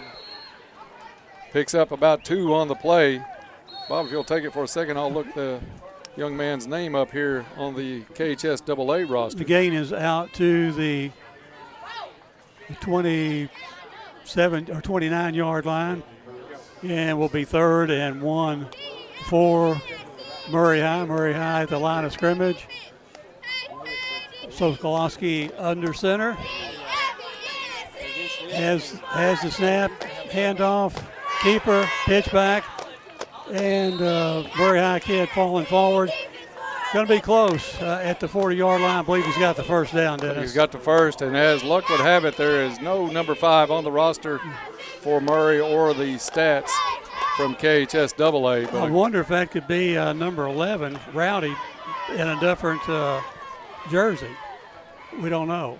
Rowdy normally is their fullback and their leading ground gainer tonight. That's not Sokolowski. So Rowdy Sokolowski will be under center. Ball loose on the ground, picked up by Caldwell County. That's going to be Wolford. Number 15 comes up with the ball. Johnny on the spot, and Caldwell County really taking advantage of these miscues by the running backs and quarterback of Murray. That was a tremendous hit administered on that young man, which is why he coughed it up, Dennis. Coughed it up, and Wolford able to pick it up at the Murray 26-yard line. And maybe go about 2 yards upfield with it. So Caldwell County, after an opening play touchdown, brings the offense back out on the field. 2 receivers far side, Max Kramer near side. Handoff to Smiley, up the middle, lowers his head, and picks up about 3 on the play. Caldwell County going right to left here in the third quarter. Umbrella still out, still a steady rain shower here in Murray. Not a lot of wind associated with it right now. Stevens calls the play out of the huddle. Kramer and Parker near side, extra tight end in for Caldwell County. Handoff goes to Smiley, tries to get it around the right edge, turns it up, and not much there for Logan Smiley. Maybe out to the... Maybe got back to the line of scrimmage is going to be about it. No gain, 3rd down and 7 coming up for the Tigers. 9.5 left in the third quarter, 17-0. Caldwell County with the lead here and looking to add on. Stevens takes a snap. A double handoff. It goes back out to Carnahan from Smiley. Flag on the play. Touchdown Tigers, but a flag thrown from the sideline judge. That handoff went to Smiley, back over to Carnahan. And it is going to be a hold against Caldwell County and bring that touchdown back. But the holding call came downfield, so we'll see. Carnahan had a good lane and nice blocking on the play. First time we had seen that play that I can remember this season. We have not seen that play before. Going to be marked back by about the 30-yard line. So we take the points off the board, and Caldwell County will have third down from the Murray 30-yard line. 3rd and 14. Nice design play. But Caldwell County gets called for the hold, and it will be 3rd and 14 for Caldwell. And that came close to putting us out of field goal range. It'll be right on the edge of Viverette. Stevens in the backfield. Handoff to Carnahan. Carnahan hit at the line of scrimmage and able to get across the 30 to about the 29-yard line. So we'll see what Caldwell County elects to do. It's 4th down and long. Do you go for the field goal in these conditions? And you do, trotting out Blake Viverette from the sideline. 8:50 and counting here in the 3rd quarter. He's going to spot it at the 36-yard line, so it's going to be about a 46-yard kick. Yeah, just behind the 36. So we know Viverette has a leg, Bob, but you've got to consider the field conditions. You've got that plant foot. It does look like some solid turf out there here at Murray High School. He already has so far in this game, Dennis, a 41-yard field goal, so this is just 5 additional yards. Hey, guys. Go ahead, I talked Todd. to Blake at halftime, and he said the footing on the field is actually pretty good, so he hasn't really had any troubles as far as kicking the football. Yeah, you can see the cleats going down in that grass. Looks like some pretty thick grass, so I'm sure pretty good drainage and a lot of soaking that up. He'll get this one set. Jack Stevens on the hold. Another big part of it. The hold is down. Kick is up. It's got distance. And it is going to be wide to the left. So we'll change possession here with 8:17 left to go in the 3rd quarter. Plenty of leg on that one, Bob. Plenty of leg. And it didn't look like it drifted much. It was just probably at that he was kicking from the left hash mark. So just a little bit of a pull on that one. And Bob, if we can, we'll try to find out who number 5 is from the adjoining announcers sometime over the course of this quarter, because he is back in the backfield. Gage Sokolowski is not in the ball game. He's been on the sideline the entire second half. Handoff is up the middle. Jaden Curtis. Okay. I do have him on Jaden Curtis listed on my pregame roster. Mm-hmm. Hey, Dennis. Go ahead, Todd. On that field goal, Blake just pulled that a little bit. Maybe he was trying a little harder to get a little extra into that. It's kind of like when you try to hit a golf shot a little extra hard and you pull that thing. Is that what it is? Or a putt as well, Todd. Or a drive or any, yeah. Or a chip. I think we could all feel the pain with that one. Thank you, Todd, for that report from the sideline. Still a light shower falling here in Murray. It's Rowdy Sokolowski keeping it, getting it to the outside and down. Elijah Shaheen on the tackle at the Murray 28-yard line. We need to publicize this, Bob. You get the call of a game and golf tips all in the same broadcast. So we all know what a pull is if you've ever played golf. 2 for the money. Rowdy Sokolowski, 3rd down and 2 coming up for Murray. Clock ticking. Not a lot of urgency yet for Murray. Still a lot of time in this one, but Caldwell County with a commanding 17-0 lead. Rowdy Sokolowski now. Gage Sokolowski is in the backfield, gets the handoff, and looks like he's going to get enough for the first as he's brought down by Elijah Shaheen and also by number 22, Billy Wallace. And it is a first down for Murray. Ball spotted on the 32-yard line. One receiver each side. Biggers went in motion. Now Rowdy Sokolowski keeps it, tries to get to the outside, crosses the line of scrimmage, going to have to run it, gets it up to the 50, dodges a couple of tacklers, or the 40, and gets across and pulled down by Camden Wofford at the Murray 42-yard line. Gain is good enough for a first down, Murray. Murray inching closer to Caldwell County territory. And we're going to give him the 43 on that one, Bob. The nose almost touching the 43. Caldwell County had the pass receivers covered, so Sokolowski did the next best thing. Sokolowski under center. Hands off to Gage. Sokolowski hit and kept the legs going. Gets it across the 45 down to the 47-yard line. So Murray starting to look a little bit like they were in that opening drive of the ball, or second drive of the ball game. Look at the guys in the trenches. You see the numbers getting hard to read for Caldwell County on the very wet field. Handoff up the middle.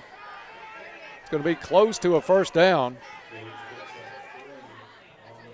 I think it's going to be about a yard and a half short, Dennis. Gage Sokolowski on the carry.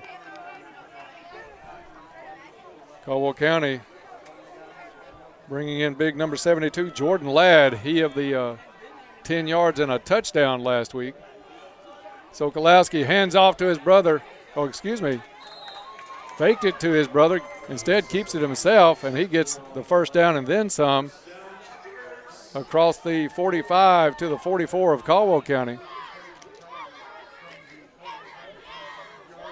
Very hard to pick up on some of these handoffs, Bob, because Rowdy Sokolowski literally puts it into the arms and can pull it back out. We've seen one fumble already on that type of exchange tonight. Sometimes they live dangerously, Dennis.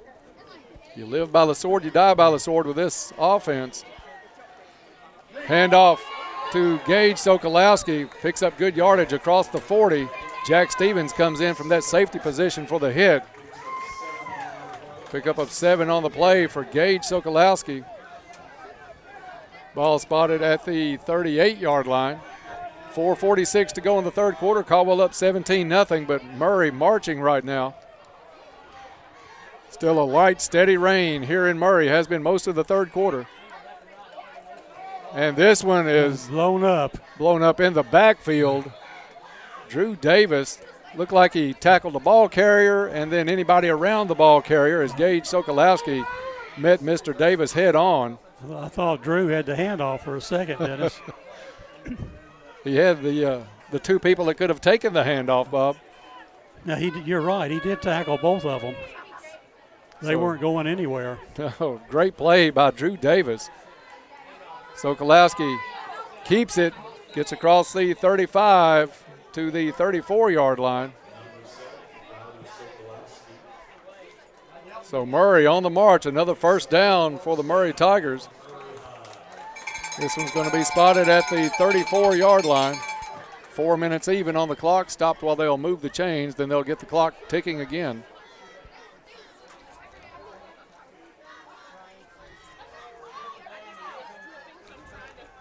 Rowdy Sokolowski looks to the sideline. 17-0 Caldwell County. Rowdy Sokolowski under center. Handoff to Gage. Short gain on the play. And Bob, I found out this week in the absence of Dono McGregor from our chain gang last week, it was Bruce McAllister stepping in to help out on the chain gang. So we didn't get a chance to mention that last week, so we hope Dono is doing well and be back on the sideline soon, hopefully for a home playoff game here in about 3 weeks. Sokolowski hands off to his brother. He's met again by Davis, shakes away from it across the 30 and down to the 29-yard line.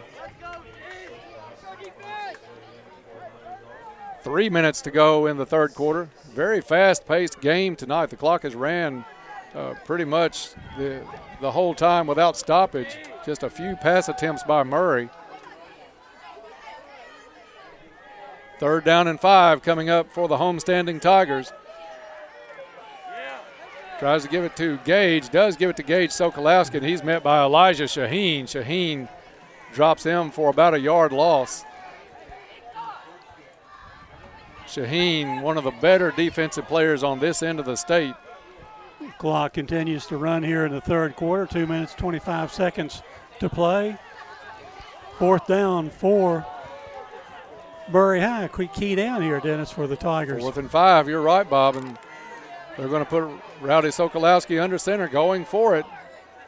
Pitch comes back. It's defended well by Wofford. Wofford brings him down. They do not get it. Camden Wofford with a fantastic defensive play. What you have to do on plays like that, you're out there on an island, and he made the tackle, a really nice-looking tackle. One-on-one with Kanoa Olive, and Wofford wins that battle, and the turnover on downs gives it back to the Caldwell Tigers. 2:05 left in the third quarter. Just a nice stand-me-up tackle as Olive tried to use his speed to get to the outside. Wofford had none of that. Mark Dennis at the, we'll call it the 29-yard line. Jack Stevens, one receiver each way. Stevens rolls. He's going to keep it, tries to get to the outside on the left, and dragged down. Could be a horse collar flag in the backfield before the tackle, but the tackle could have been called a horse collar. It's a hold against Caldwell County, but they missed, absolutely missed a horse collar at the end of that play. 1:59 on the clock. Let's take it down for a Go Green sideline report with Todd Griffin. All right, Dennis, thanks. I was going to say the Caldwell County defense playing really well tonight. That was a good stop on fourth down there. That was probably Murray's best sustained drive of the night and didn't get any points.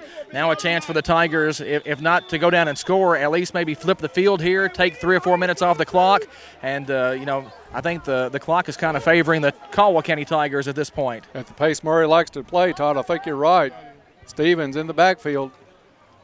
Handoff comes to Smiley. Smiley trying to get to the outside. Not much there for Logan as he'll get to maybe the 22-yard line. But Caldwell County content to let that clock tick on down, getting close to a minute and a half to go in the third quarter. 17-0, Caldwell with the lead. Caldwell was up 10-0 at halftime, and then the first play from scrimmage by Caldwell County in the third quarter, Jack Stevens took it to the house. Smiley in the backfield, trip set to the left.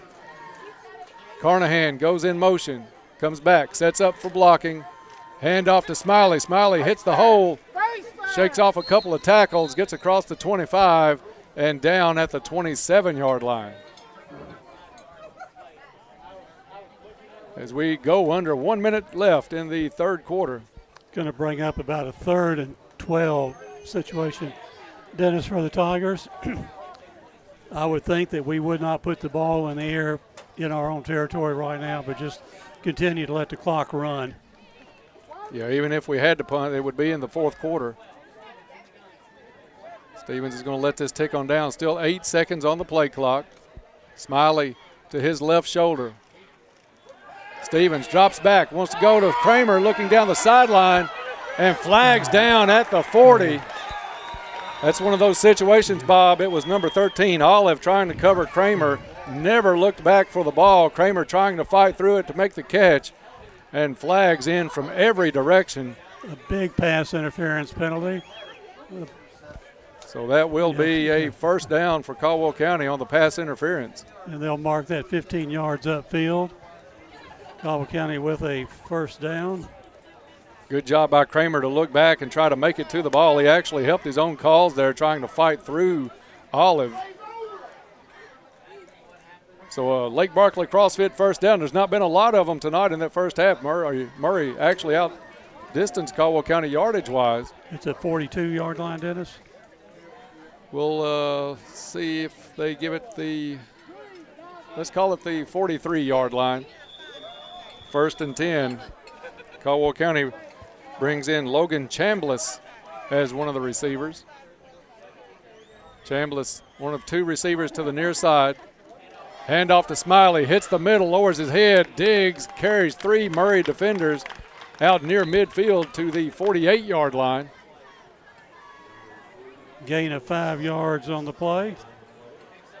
This brings up 2nd and 5 for the Tigers. And we're going to let the clock expire here at the end of 3. And it goes down to zeros after 3. It's Caldwell County 17, Murray nothing.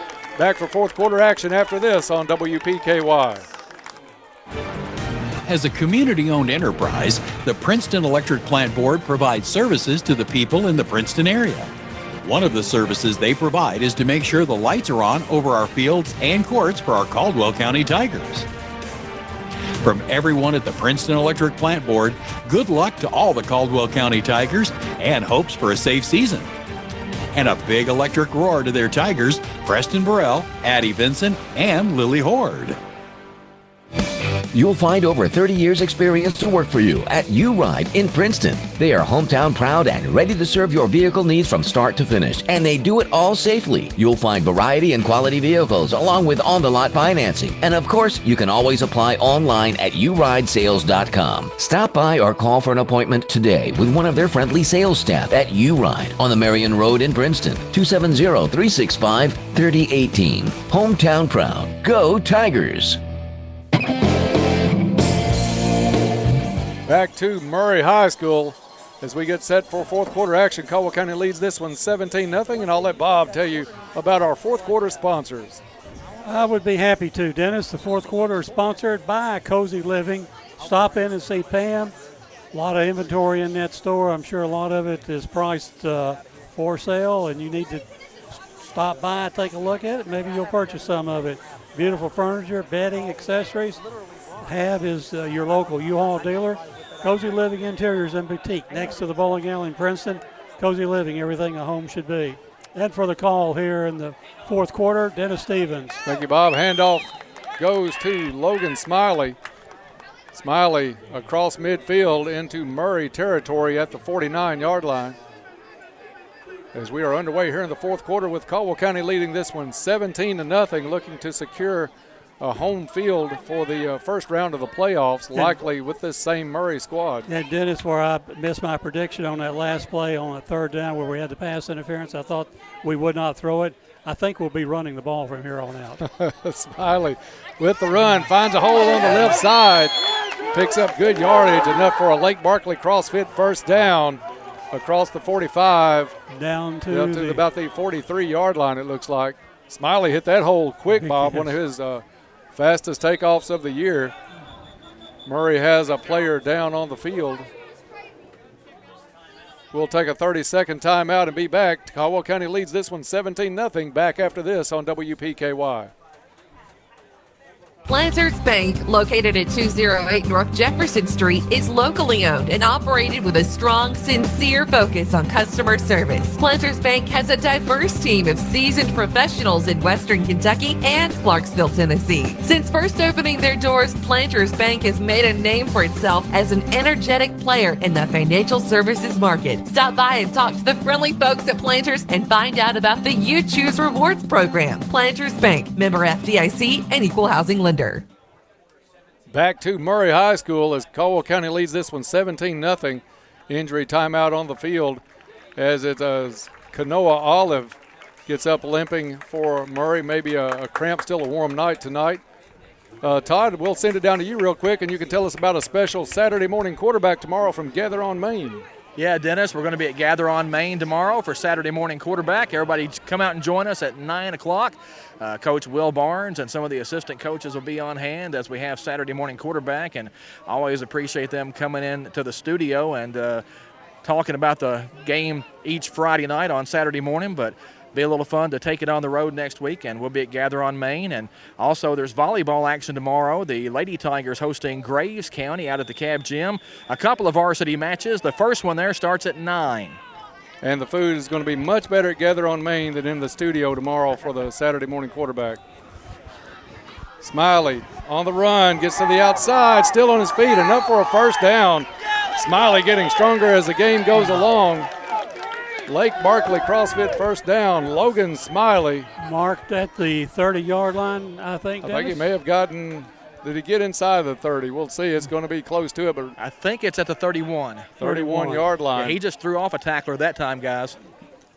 So Smiley, we talked about it early in the season. The kid seemed like he does get better as the game goes, and so far looking like it. Ran hard. Smiley takes it again, lowers that head at the line of scrimmage, picks up some tough yardage inside the 30. Another 5 or 6 yard gain. Yeah, he is not shy of contact. He'll lower that head and get what he can. Marked at the 25, 20. I think he's got the 25. I think it's pretty close to it. We'll see what they put up. Put up 26 on the board. Yeah, about the 26. So Caldwell County is going to let that play clock start ticking down a little bit more with each play called. Right now it sets at 14. Caldwell County facing it as they go left to right here in the fourth quarter. Stevens in the backfield. This time handoff goes to Carnahan. Carnahan hit and brought down. Looks like he'll have a loss on that one, maybe a yard. Again, that end of the field here at Murray, very dark and hard to tell on the yardage markers. Plus you have a little dip towards the baseball infield. So Carnahan on the run, and will bring up third down for Caldwell County as we go under 10 minutes left in the ball game. 17-0. Caldwell County throwing the shutout at this point.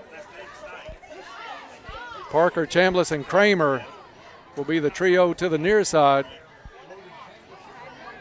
Trip set over here, empty on the left. Stevens rolls to the left, keeps it himself, looks for that first down marker, jumps, hit, and it's going to be close. Trying to get down to the 21-yard line. I think he's got it. We'll see where they spot this one. And the white cap does signal first down. Lake Barkley CrossFit first down. Remember, anytime you go try a Lake Barkley CrossFit, the first time is free. Where did they mark it, Dennis? At the I think they're going to put it 16? 16-yard line, it looks like. Oh, excuse me, the 21-yard line. First and 10, Caldwell County at the Murray 21. Caldwell County looking to build on a 17-0 lead with 9 minutes or so left to go in this one. Stevens. Straight back is Smiley. Smiley. Quick cut to the outside. Stiff arm at the 15, and he gets down inside the 10. First down, Caldwell County. And Todd, were you able to see the stiff arm because it was college level? Yeah, he was coming right at me that time, guys. It's Smiley time down here for the Tigers. What a stiff arm from Logan Smiley. He just pushed the Murray defender to the ground and got around. First and goal coming up for the Tigers from the 9-yard line. So Caldwell County, technically the 10 we hear in the background for Caldwell. First and goal. Carnahan takes it up the middle. Helmet comes off on the run, but Carnahan a tough run right up the middle. We'll see where they'll spot this one. Looks like the 4-yard line. Caldwell County right at the 5. Knocking on the door and the clock ticking at the same time. The two things Caldwell County wants. 8:11 to go in the ball game. Caldwell County looks to the sideline. They're going to let this play clock tick on down as far as they can. 19 on it right now. As Caldwell County looks to sew up another home game in about 3 weeks. Smiley, right shoulder of Stevens. Two receivers to the right. Smiley with the carry. Not to the end zone. He's going to be down to about the 2, it looks like. Third down coming up for Caldwell. Ball is right at the 4. Right at the 4. Thank you, Todd. Caldwell County with the bye week next week, and we'll finish the regular season at Trigg County 2 weeks from tonight. We got the news today, highly unlikely that Caldwell will schedule anything during the bye week. Stevens has Smiley to his left. Now he's going to bring him over to his right shoulder. Compact set, Chambliss in motion. Stevens rolls, got some pressure, throws to the end zone, incomplete. I think the pressure got to Stevens as he had number 2 for Murray right in his face. Had to get rid of it well before he wanted to. Incompletion stops the clock at 7:06 left to go with the fourth quarter. 4th and 4, 4th and goal coming up for the Tigers. Bob, the Tigers will bring out Blake Viverette. And we have a Tiger down on the field, Dennis. I think that is a cramp issue. Yeah, I think that was the intended receiver. It's hard to see his number down in that corner, but I think it is a cramp issue. While they stretch him out, we'll take a 30-second break and come right back. You're listening to Tiger Football on WPKY. Your local McDonald's wants you to know that they are ready to serve you for breakfast, lunch, and dinner. Dine-in or the drive-thru is always open, and they offer curbside pickup service. To avoid the wait in the drive-thru, you can download the McDonald's app and try curbside pickup. Stop in soon and enjoy breakfast, lunch, or dinner at your local McDonald's. Proud to be a part of this community. McDonald's of Princeton, proud supporters of the Caldwell County Tigers. Back to Murray High School, the injured player was Jameis Carnahan, and it is a cramp in that calf muscle, so they're helping him off. 4th and goal for Caldwell County. Viverette is out. The spot's going to be about the 11. Looks like about a 21-yard field goal attempt. And again, it's on the other hash. Yeah, from the left hash mark, you're right. So he's got a little angle, Bob. He is kicking downhill, though, guys. Yeah, technically he is, Todd. You're right. Snap is back and down. This kick is up. Plenty of distance again. And it is good. Field goal, Blake Viverette. And Caldwell County pushes that lead out to 20-0. 7:02 left in the ball game. Back after this on WPKY. Have you applied for Social Security disability benefits and been denied? Attorney Matt Schock in Princeton, Kentucky is ready to take on the Social Security Administration for you. Call him at 270-365-MATT. That's 270-365-MATT. With years of experience, he'll fight for your rights. He only gets paid if you get paid. Attorney Matt Schock is currently taking new Social Security cases. So call him now at 270-365-MATT. That's 270-365-MATT. This is an advertisement. Tomorrow. Touchdown! Touchdown! Touchdown! Kentucky! I love this team. Coach Stoops and the Cats battle between the hedges for SEC East supremacy. Georgia Bulldogs and your Kentucky Wildcats.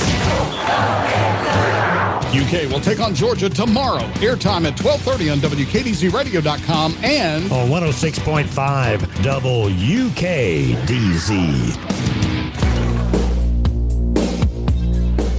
7:02 left in the ball game, and Bob, I think after that call in the first quarter, actually a non-call where Caldwell County felt they should have had the fumble recovery, it has been all Caldwell County since then, and that kind of turned the tables. This second half has been just a highlight reel for Caldwell County to this point.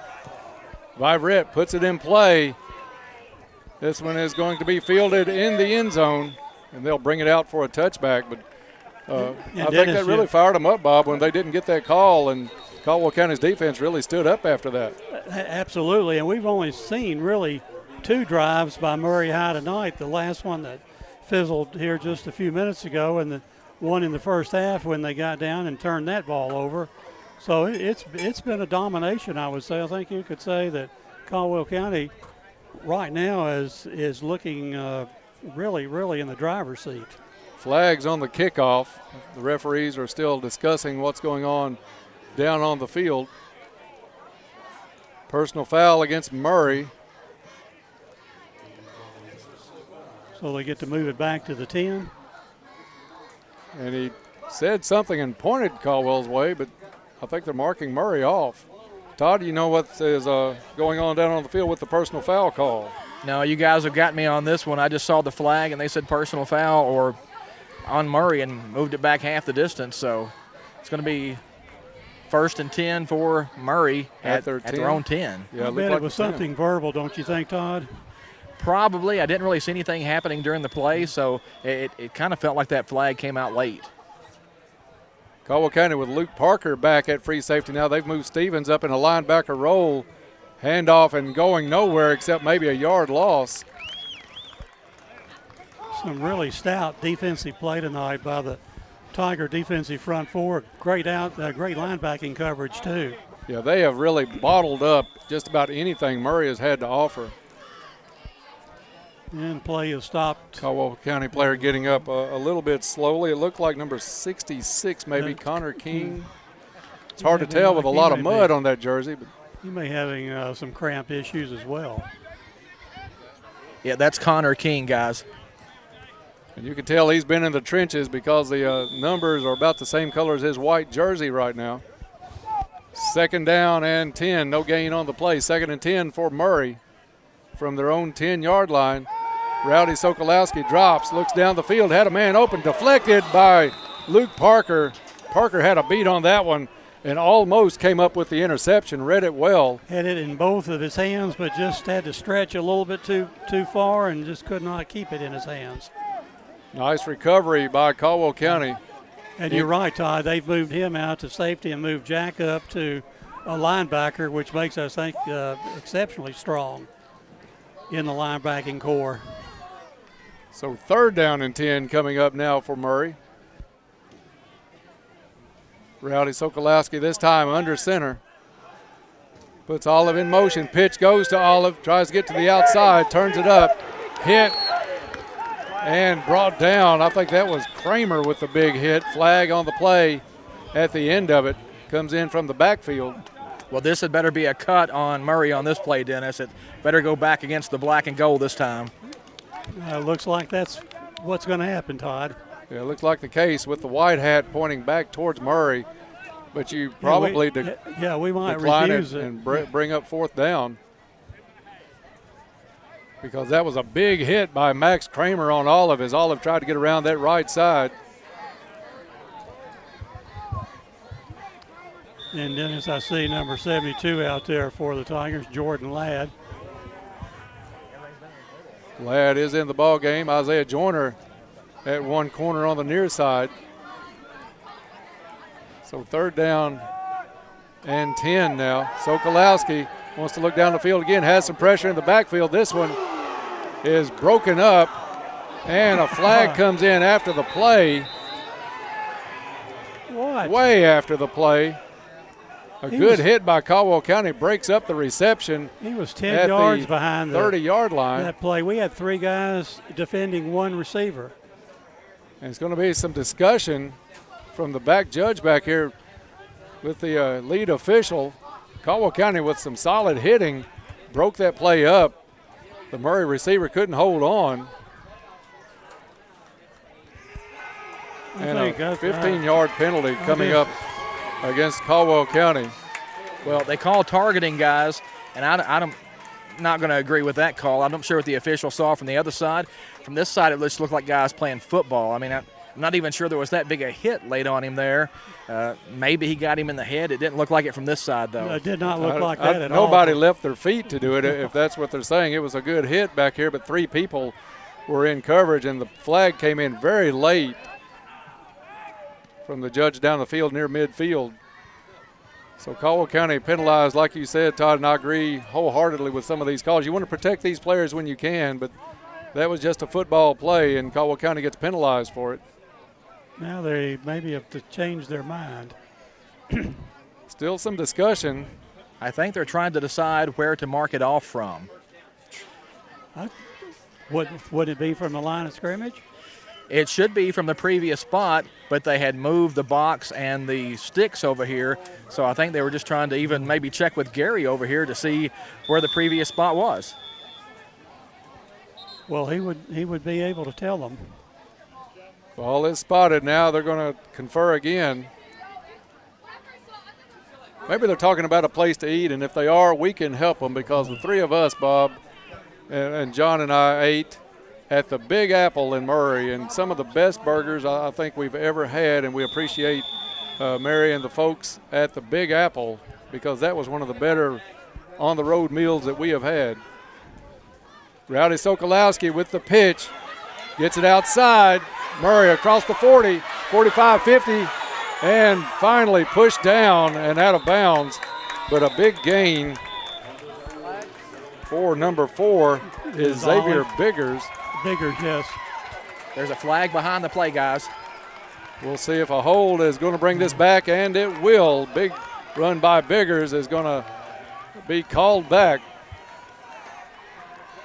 So kind of like Flag Day all of a sudden here in the fourth quarter at Murray with 5:48 to go in the ballgame. Caldwell County with a comfortable 20-0 lead, but a lot of flags on a lot of big plays.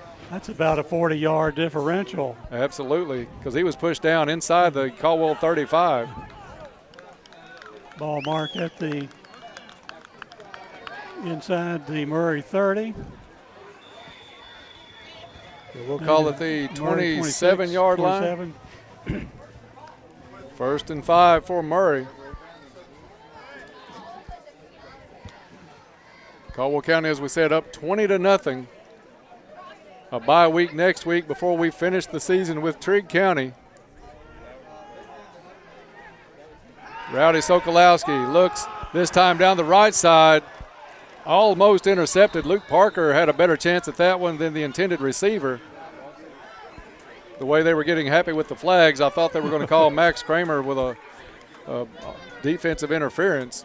Kind of held my breath on that one, too. Yeah, Dennis. you saw that as well. Yeah. 2nd and 5 coming up. The ball was definitely, it was 5 yards over Luke's head, 10 yards over the receiver's head. So Murray going to the air probably more tonight than they have in the previous 6 games of the season combined. I think so. It's got to be 8, 9, or 10 throws for him tonight. Olive in motion. Sokolowski throws complete at the 50. And this one, he's off to the races. Touchdown Murray. Great pass, Rowdy Sokolowski to number 16. You have a 16 on your roster, Bob. That one complete at the 50. No, I don't have a 16. And then after that, it was just a run and nobody was going to catch number 16. We'll see if we can track that down on the roster that's on KHSAA. Not seeing a 16 there. Oh, Caleb Colley, a senior wide receiver with the touchdown. So the shutout going for Caldwell County, 20-6. Murray to try the extra point attempt, trying to get a player on at the last second. 5:09 left in the ball game. Snap is back, kick is up, and it is good. With 5:09 to go in the ball game, Caldwell County 20, Murray 7. Back after this on WPKY. Enjoy your favorite Mexican food at La Potosina Mexican Restaurant. They're open 7 days a week from 11 a.m. until 9 p.m., offering up all your favorite authentic Mexican dishes for lunch and dinner. Now you pair your favorite meal with your favorite margarita. Enjoy dining in or call in for carryout. Call 270-365-3848 to place your order. They appreciate your business and are ready to serve you in a safe atmosphere. That's La Potosina Mexican Restaurant, Princeton and Marion. Princeton Drug Store is proud to announce that COVID vaccinations are available at their location in downtown Princeton. Princeton Drug Store has been serving this area since 1886, and they're not stopping now to receive the vaccine. You can call or go online.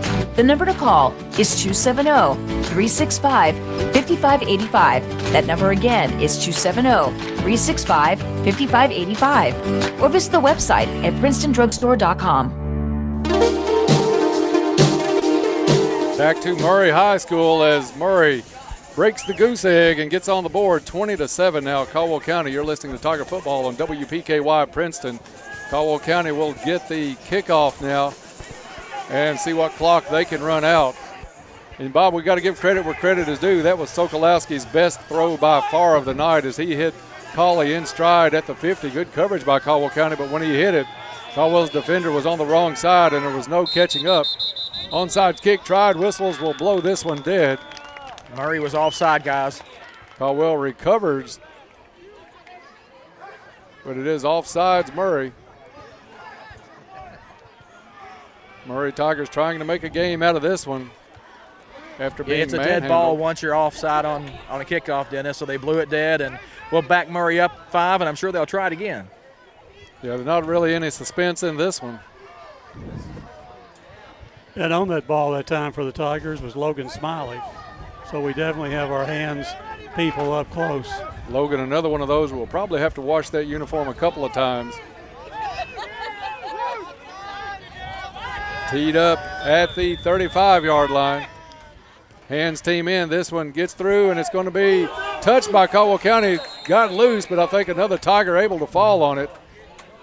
Parker had to go off of him, and again, Logan Smiley. Good hustle play by Smiley, was able to dive over Parker and recover that ball. So Caldwell County will have very good field position to start this drive at the Murray 48-yard line. Almost worked for Murray as it did go off the shoulder pad of Luke Parker, who tried to get down on it. And as wet as that field is, that ball's going to scoop more than it is going to bounce. And that one almost paid off for Murray, but Caldwell County able to recover.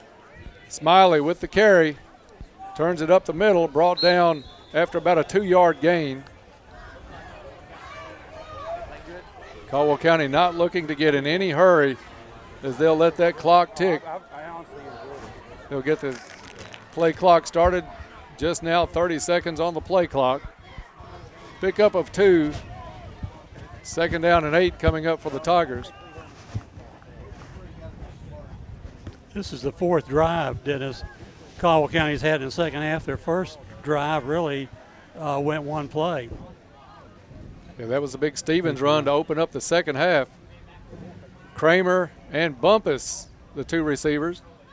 2-back backfield. Hand off to Smiley. Smiley again hits the line of scrimmage, gets down to the 46-yard line.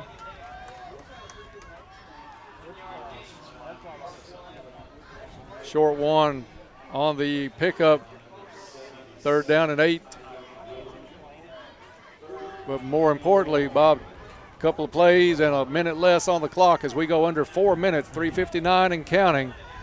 Caldwell County tries to salt away a victory here in Murray and host a playoff game in about 3 weeks. Stevens set to take the snap. Play clock getting low. Hand off to Carnahan. Carnahan across the 45. About the 43. Extracurricular pushing going on. And one of Caldwell's players tried to help a Murray kid with his shoulder pad and got a pretty stiff elbow. Wind really starting to pick up behind the front that's going through. Still a light rain falling here in Murray, but the flag really standing up a whole lot more than it has in earlier parts of the ball game. Looks like about 4th and 5 for the Tigers.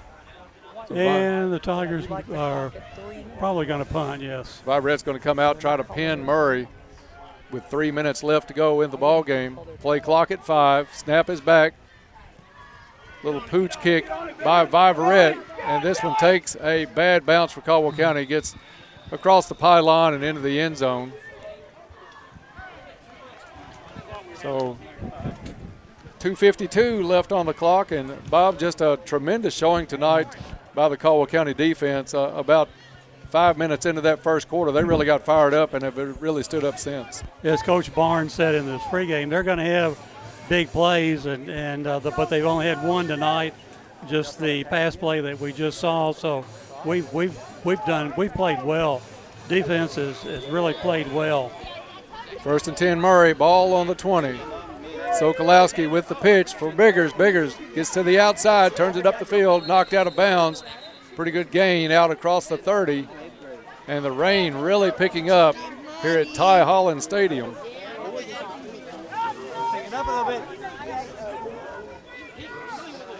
First down, Murray. And he did get out of bounds to stop the clock with 2:46. Caldwell County will give up the little short underneath stuff or short runs. They just don't want that big breakaway run to get this thing into a one-possession ball game. We now have Jack Stevens back at safety. And movement on the line. We'll see if it's Murray or if it's Caldwell. That one blown dead, and it's against Caldwell County. Todd, from up here, looks like the rain really starting to come down. Yeah, probably as hard right now as it's been all night, and it's kind of coming down just a little sideways now for the first time tonight.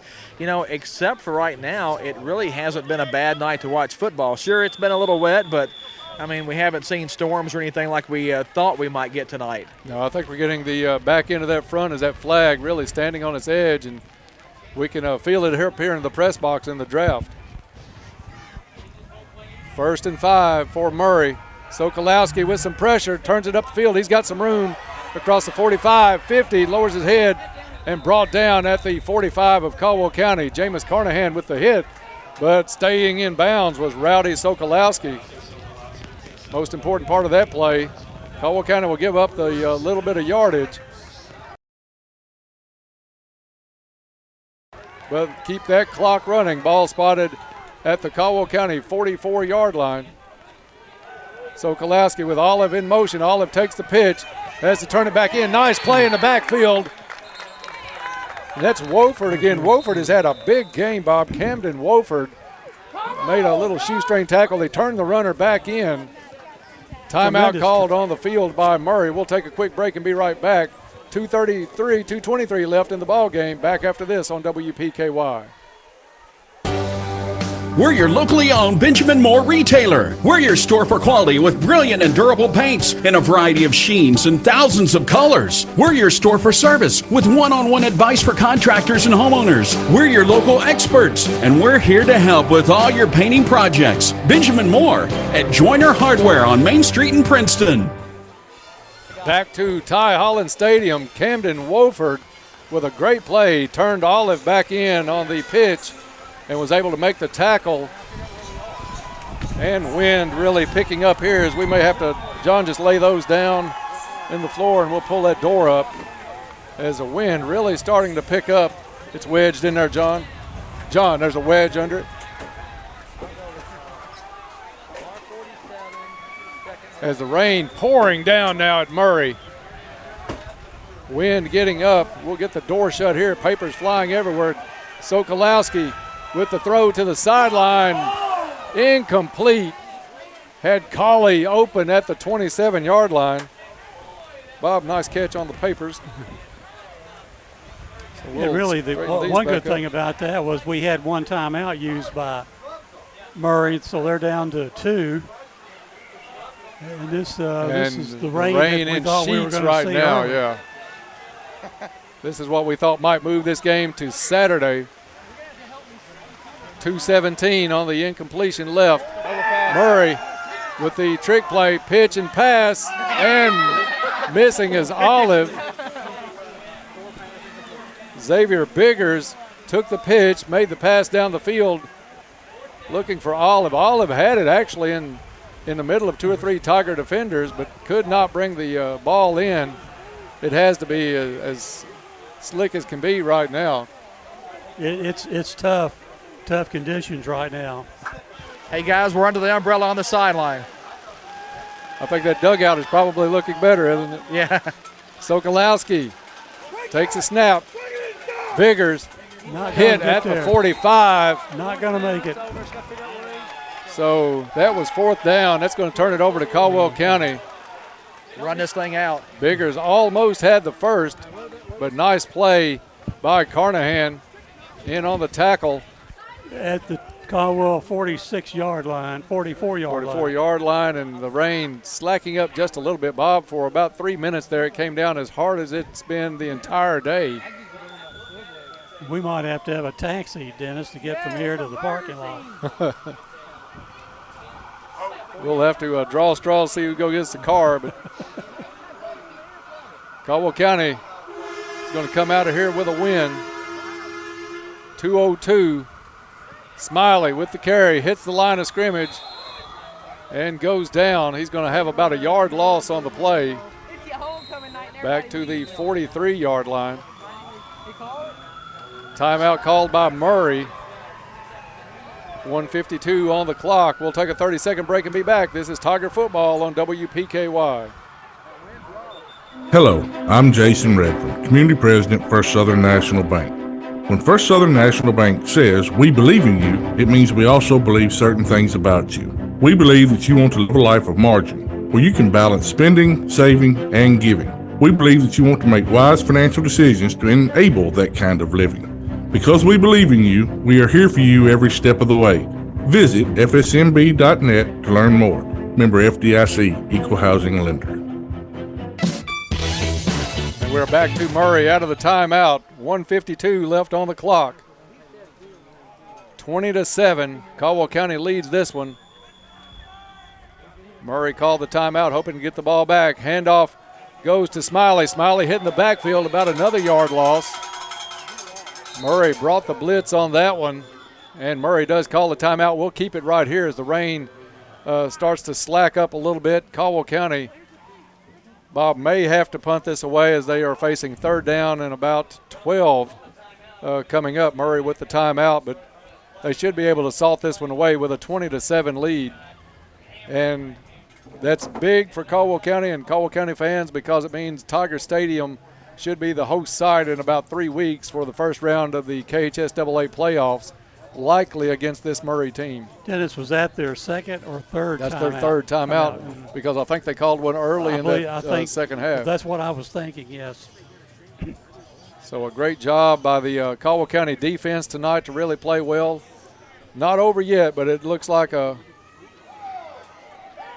it's going to be Caldwell County getting out of Murray with the win, 20-7. Caldwell County with the lead and the football. Third down and 12. It was third down. It's third down. They've got fourth down on the board. Third down and 12, yeah.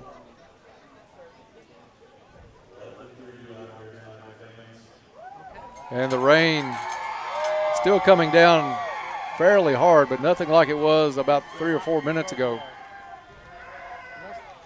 Smiley. Fake handoff to Smiley. Stevens keeps it. Needs to stay in bounds, whatever he does, and does. He's going to be brought down.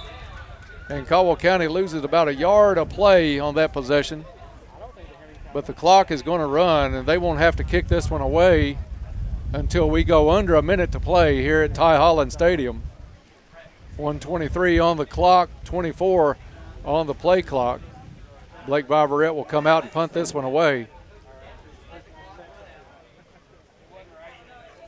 Yeah, they may go ahead and let this run down, Dennis, and go ahead and take the extra second, yeah. Caldwell County's Viverette takes a snap. Murray brought the pressure. Viverette gets it away, bounces inside the 20.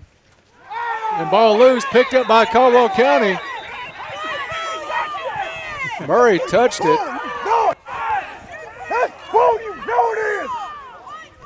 You know it is. I thought they were going to give it to Caldwell for a second. It was touched by Murray. Unless it was guys, go ahead, said that Caldwell touched it first. Said Caldwell touched it first? So once Caldwell touches it first, Murray, it's their ball at the spot because that's an illegal touch. But I don't really know who touched it first. From here, easily Murray. I mean, Murray had a player laying beside the ball that touched it and scooted it out to Caldwell County.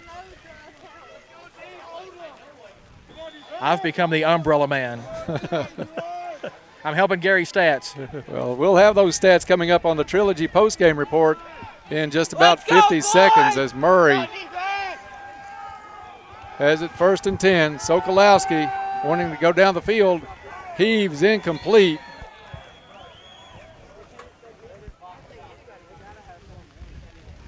Bob, we got a loyal listener getting our attention tonight on text, Ricky Gray, with the game on tonight. We appreciate all our listeners always getting in touch with us. Love to hear from them, and hello to Ricky.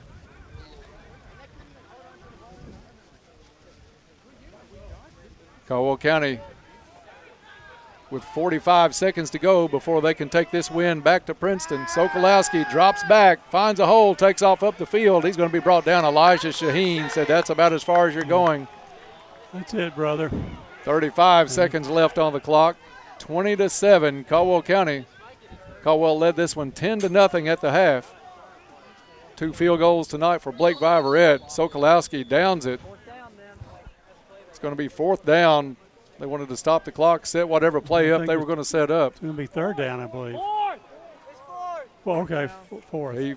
He did down the ball, but you look for one of those maybe hook and ladder plays or some trick play to try to get down the field. 4th down and 10 for Murray. Rowdy Sokolowski under center. Olive goes in motion. Sokolowski with the pass, complete at the 40. Biggers gets across the 40 of Caldwell County. He's going to the corner. It's going to be, if he tiptoed down the sideline, did he stay in? Touchdown, Murray. About the 6-yard line. They're going to say he stepped out of bounds. I thought he got pushed out as well, too, Dennis.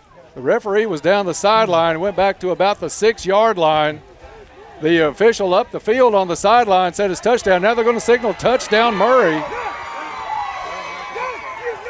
As Sokolowski hits Biggers, and he takes it to the house, and Murray trying to make this one interesting here late, 20-13. 11 seconds left on the clock. What was the where was that thrown from, Dennis? About the 30, 35? I want to say you're about right, Bob. We'll check with Gary and Todd and get back with the placement. Yeah, that ball was on the 24, guys. 24. So Murray to go for the extra point, and Bob, in a strange way, this could be a big extra point attempt. Kick is up and good. So with 11 seconds, Murray has pulled to within 6 at 20-14. 2 big strikes here late in the fourth quarter. In fact, in the last 5 minutes and 3 seconds of the fourth quarter. And Murray will undoubtedly go for the onside kick. I didn't give him a sack. And Bob, it's crazy. We had this one salted away, and now it's going to come to some interesting play here in the last 11 seconds. Murray was facing 4th and 10 from their own 24-yard line. You figure that kickoff is going to take about 3 or 4 seconds, Dennis, so really only one chance for one play, and if we don't drop 8 guys back, I'm a monkey's uncle, as they say. Caldwell County will need to cover this one to salt it away, or if Murray does get it, it could be a real interesting last play of the ball game. Rain still coming down here at Ty Holland Stadium, 20-14 with 11 seconds left. But the rain right now is that gentle rain, all that wind, and we only had for about a minute. It's gone.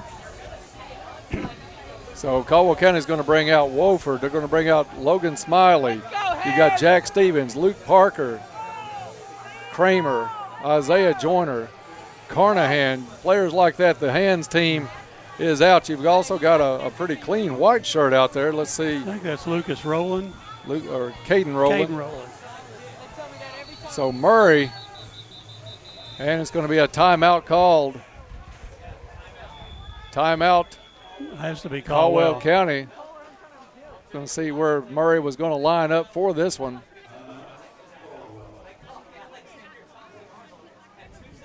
So let's go down for a Go Green field report with Todd Griffin. All right, Dennis, still down here holding the umbrella for Gary. I think Caldwell County took that timeout because they didn't like the way they were lined up. Yeah, you want to make sure you just fall on the football. It doesn't matter where or who, because that's going to wrap it up. No timeouts left for Murray. And Caldwell County has given up a couple of big plays here in the last 5:03, Bob, and made this one a lot more interesting than it looked like it was going to be with about 6 minutes left. And Caldwell County up 20-0 at that point. Let's go, Head! Hey, stay drop, boys. 2 late touchdowns here has Murray in the conversation. We'll see who's on this side. Looks like they're angling it towards this side. Smiley, Wofford, Parker, Stevens, and Kramer. Only Joyner back deep. The change Caldwell County made, they brought Kramer up to that second line, and now Joyner the only deep back. And it's gone. Smiley covers that one up. Takes a couple of big hits falling on it, but Smiley will take that one over to the sideline himself. Logan Smiley covers that one, and that's going to do it. Caldwell County will have to come out and snap the ball one time. Take a knee. From their own 45-yard or 48-yard line. Victory formation as Caldwell County will move to 6-3 on the season. Murray's going to drop to 5-1, but more importantly, Caldwell County will own the win over Murray and host a first-round playoff game in all likelihood. Snap is back and down, and that's going to do it. Final here tonight from Murray. Caldwell County 20 and Murray 14. We'll take a break. When we come back, we'll get underway. Well, let's hold it here. John, we'll wait for Todd, see if he's going to track Coach Barnes down in the rain or if he's going to stay with Gary. I've been having trouble finding both of them. Coach. Okay, you holler when you're ready. as we'll talk with Coach Barnes after a big win by Caldwell County over Murray. 20-14, your final here tonight. And everybody ready to get out and get into some dry clothes. But Murray with a courageous effort there at the last, Bob. It's raining so hard, the press box leaking now. I'm feeling the drops coming down on us. Hey, guys, I got the coach. All right, go ahead, Todd. Take her away, buddy. Lovely night in Murray, isn't it, Coach? Yeah, we had to make it interesting, and they did a good job in the second half. In that third, fourth quarter, they did a really good job getting after us, and they got a good team. So we were able to weather the storm, literally, and find a way to win. It was a tough, hard-fought game. They got a good team, and we did enough to win the game. That's a Murray team that was ranked 6th in the state, so you guys kind of throttled them for most of the night. They hit a couple of passes late, but you guys had some cushion by then. Yeah, and well, still, we're down here to the last play, and gotta finish the game. Didn't play well offensively there in the second half. We get down there inside the 10, you got to score, and that really puts it away. Didn't do that, and that. It almost got us. So good win. It was a good district win, and we'll take it. Did the weather affect you guys in any way tonight? And was there any talk before the game about maybe postponing it? No. There was no talk of postponing. I thought we handled it pretty well. We did a little wet ball deal this week during practice. I don't know if it helped, but it makes me feel like it did. So, no, I thought we handled it well. Just didn't sustain blocks there in the second half. When you got a lead and you're playing well defensively, you got to have that killer sense and really salt the game away offensively by running the football. We just weren't able to do that. 6 wins for you guys now, and that probably means you're going to be at home in the first round of the playoffs. I hope so. And that'd be great. Get another home game, and we'll see how it shakes out. And got to continue to get better and finish this year out strong. Good win tonight here at Murray. We'll talk to you more on Saturday Morning Quarterback tomorrow at Gather on Main, and let's all get out of the rain. Yeah, absolutely. Thanks, Todd. That's Tiger head coach Will Barnes. Guys, Caldwell County with a big win coming down here tonight, knocking off the number 6th ranked team in the state in Class 2A. And 6 wins on the season now for this Tiger team that kind of started the year just a little bit slow. I think the team's kind of finding themselves, and one more game left in the regular season. Can't wait for that one. Hope the weather's a little better, though, guys. Back up to you.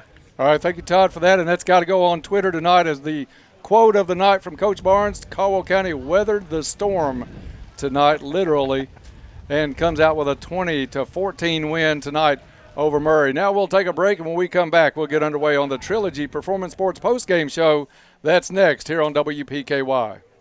October is Cooperative Month. What's a cooperative? Well, it's an organization formed by volunteers to achieve a goal for the common good. Pennyrile Electric was established in 1937 to provide electric service to just a few hundred people. Today, Pennyrile Electric provides power to nearly 50,000 members in 9 counties. That's 5,000 miles of line on over 100,000 poles. Pennyrile Electric. We're owned here. We live here. We work here. And we serve here since 1937.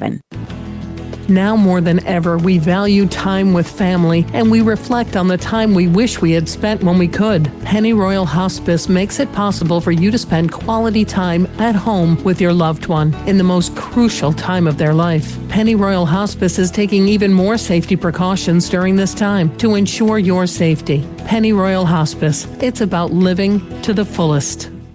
KFC Princeton is offering their famous fried chicken and all the fixins. Just order through the drive-thru like you always do. The dining room is closed, but don't go hungry. Call KFC today at 270-365-9988. Your local KFC is located on the Marion Road in Princeton, offering carry-out service only. Customers, including truckers, are welcome and can come in and pick up carry-out orders. KFC, finger licking good, but be sure to wash your hands first. Hello, this is Brad Harrelson with First Southern National Bank. There is little doubt that many are facing financial hardships in our country today. The statistics can be startling to look at, with as many as 70% of Americans having less than $1,000 saved for emergencies. While it can be easy to point fingers, the truth of the matter is that many folks lack the basic financial knowledge to avoid these pitfalls. To meet this need, First Southern has provided financial literacy resources so that the people of our communities can be better equipped to face the financial challenges life throws their way. We invite you to explore the Financial Literacy Resource Center at fsmb.net. Member FDIC, Equal Housing Lender. Fortner Gas is a full-service propane company offering services in western Kentucky. You'll find offices located in Princeton and Cadiz. They're your local and family-owned propane supplier. Browse their website and discover the many services and products available to you at Fortner Gas. You can shop in person or online, and they can answer any and all questions in person or on the phone. If they are already your propane supplier, they say thank you. If not, they'd love to be. Contact Fortner Gas Company, a family tradition of service since 1951. Get into shape and feel good at Trilogy Performance Sports. Trilogy offers a wide range of family-friendly classes as well as personal training, yoga, gymnastics, sports training, cardio, and weightlifting. Trilogy has something for everyone. Trilogy now offers an app with online workouts, live classes, nutrition tracking, and more. Search Trilogy Performance Sports in your app store. Use sign-up code 1824. For app info and more, follow them on Facebook. Tomorrow. Touchdown! Touchdown! Touchdown! Kentucky! I love this team. Coach Stoops and the Cats battle between the hedges for SEC East supremacy. Georgia Bulldogs and your Kentucky Wildcats. UK will take on Georgia tomorrow. Airtime at 12:30 on WKDZRadio.com and on 106.5 WKDZ.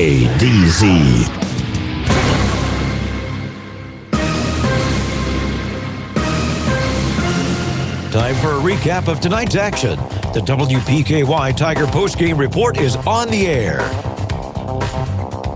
Welcome back to Murray, Kentucky, where Caldwell County gets a leg up in the hunt for a home field playoff game with a 20-14 win over Murray tonight here in Murray. Time now for the Trilogy Performance Sports postgame show. Get into shape and feel good at Trilogy Performance Sports. Trilogy is a family-friendly environment that offers a wide range of classes to help you reach all of your fitness and well-being goals.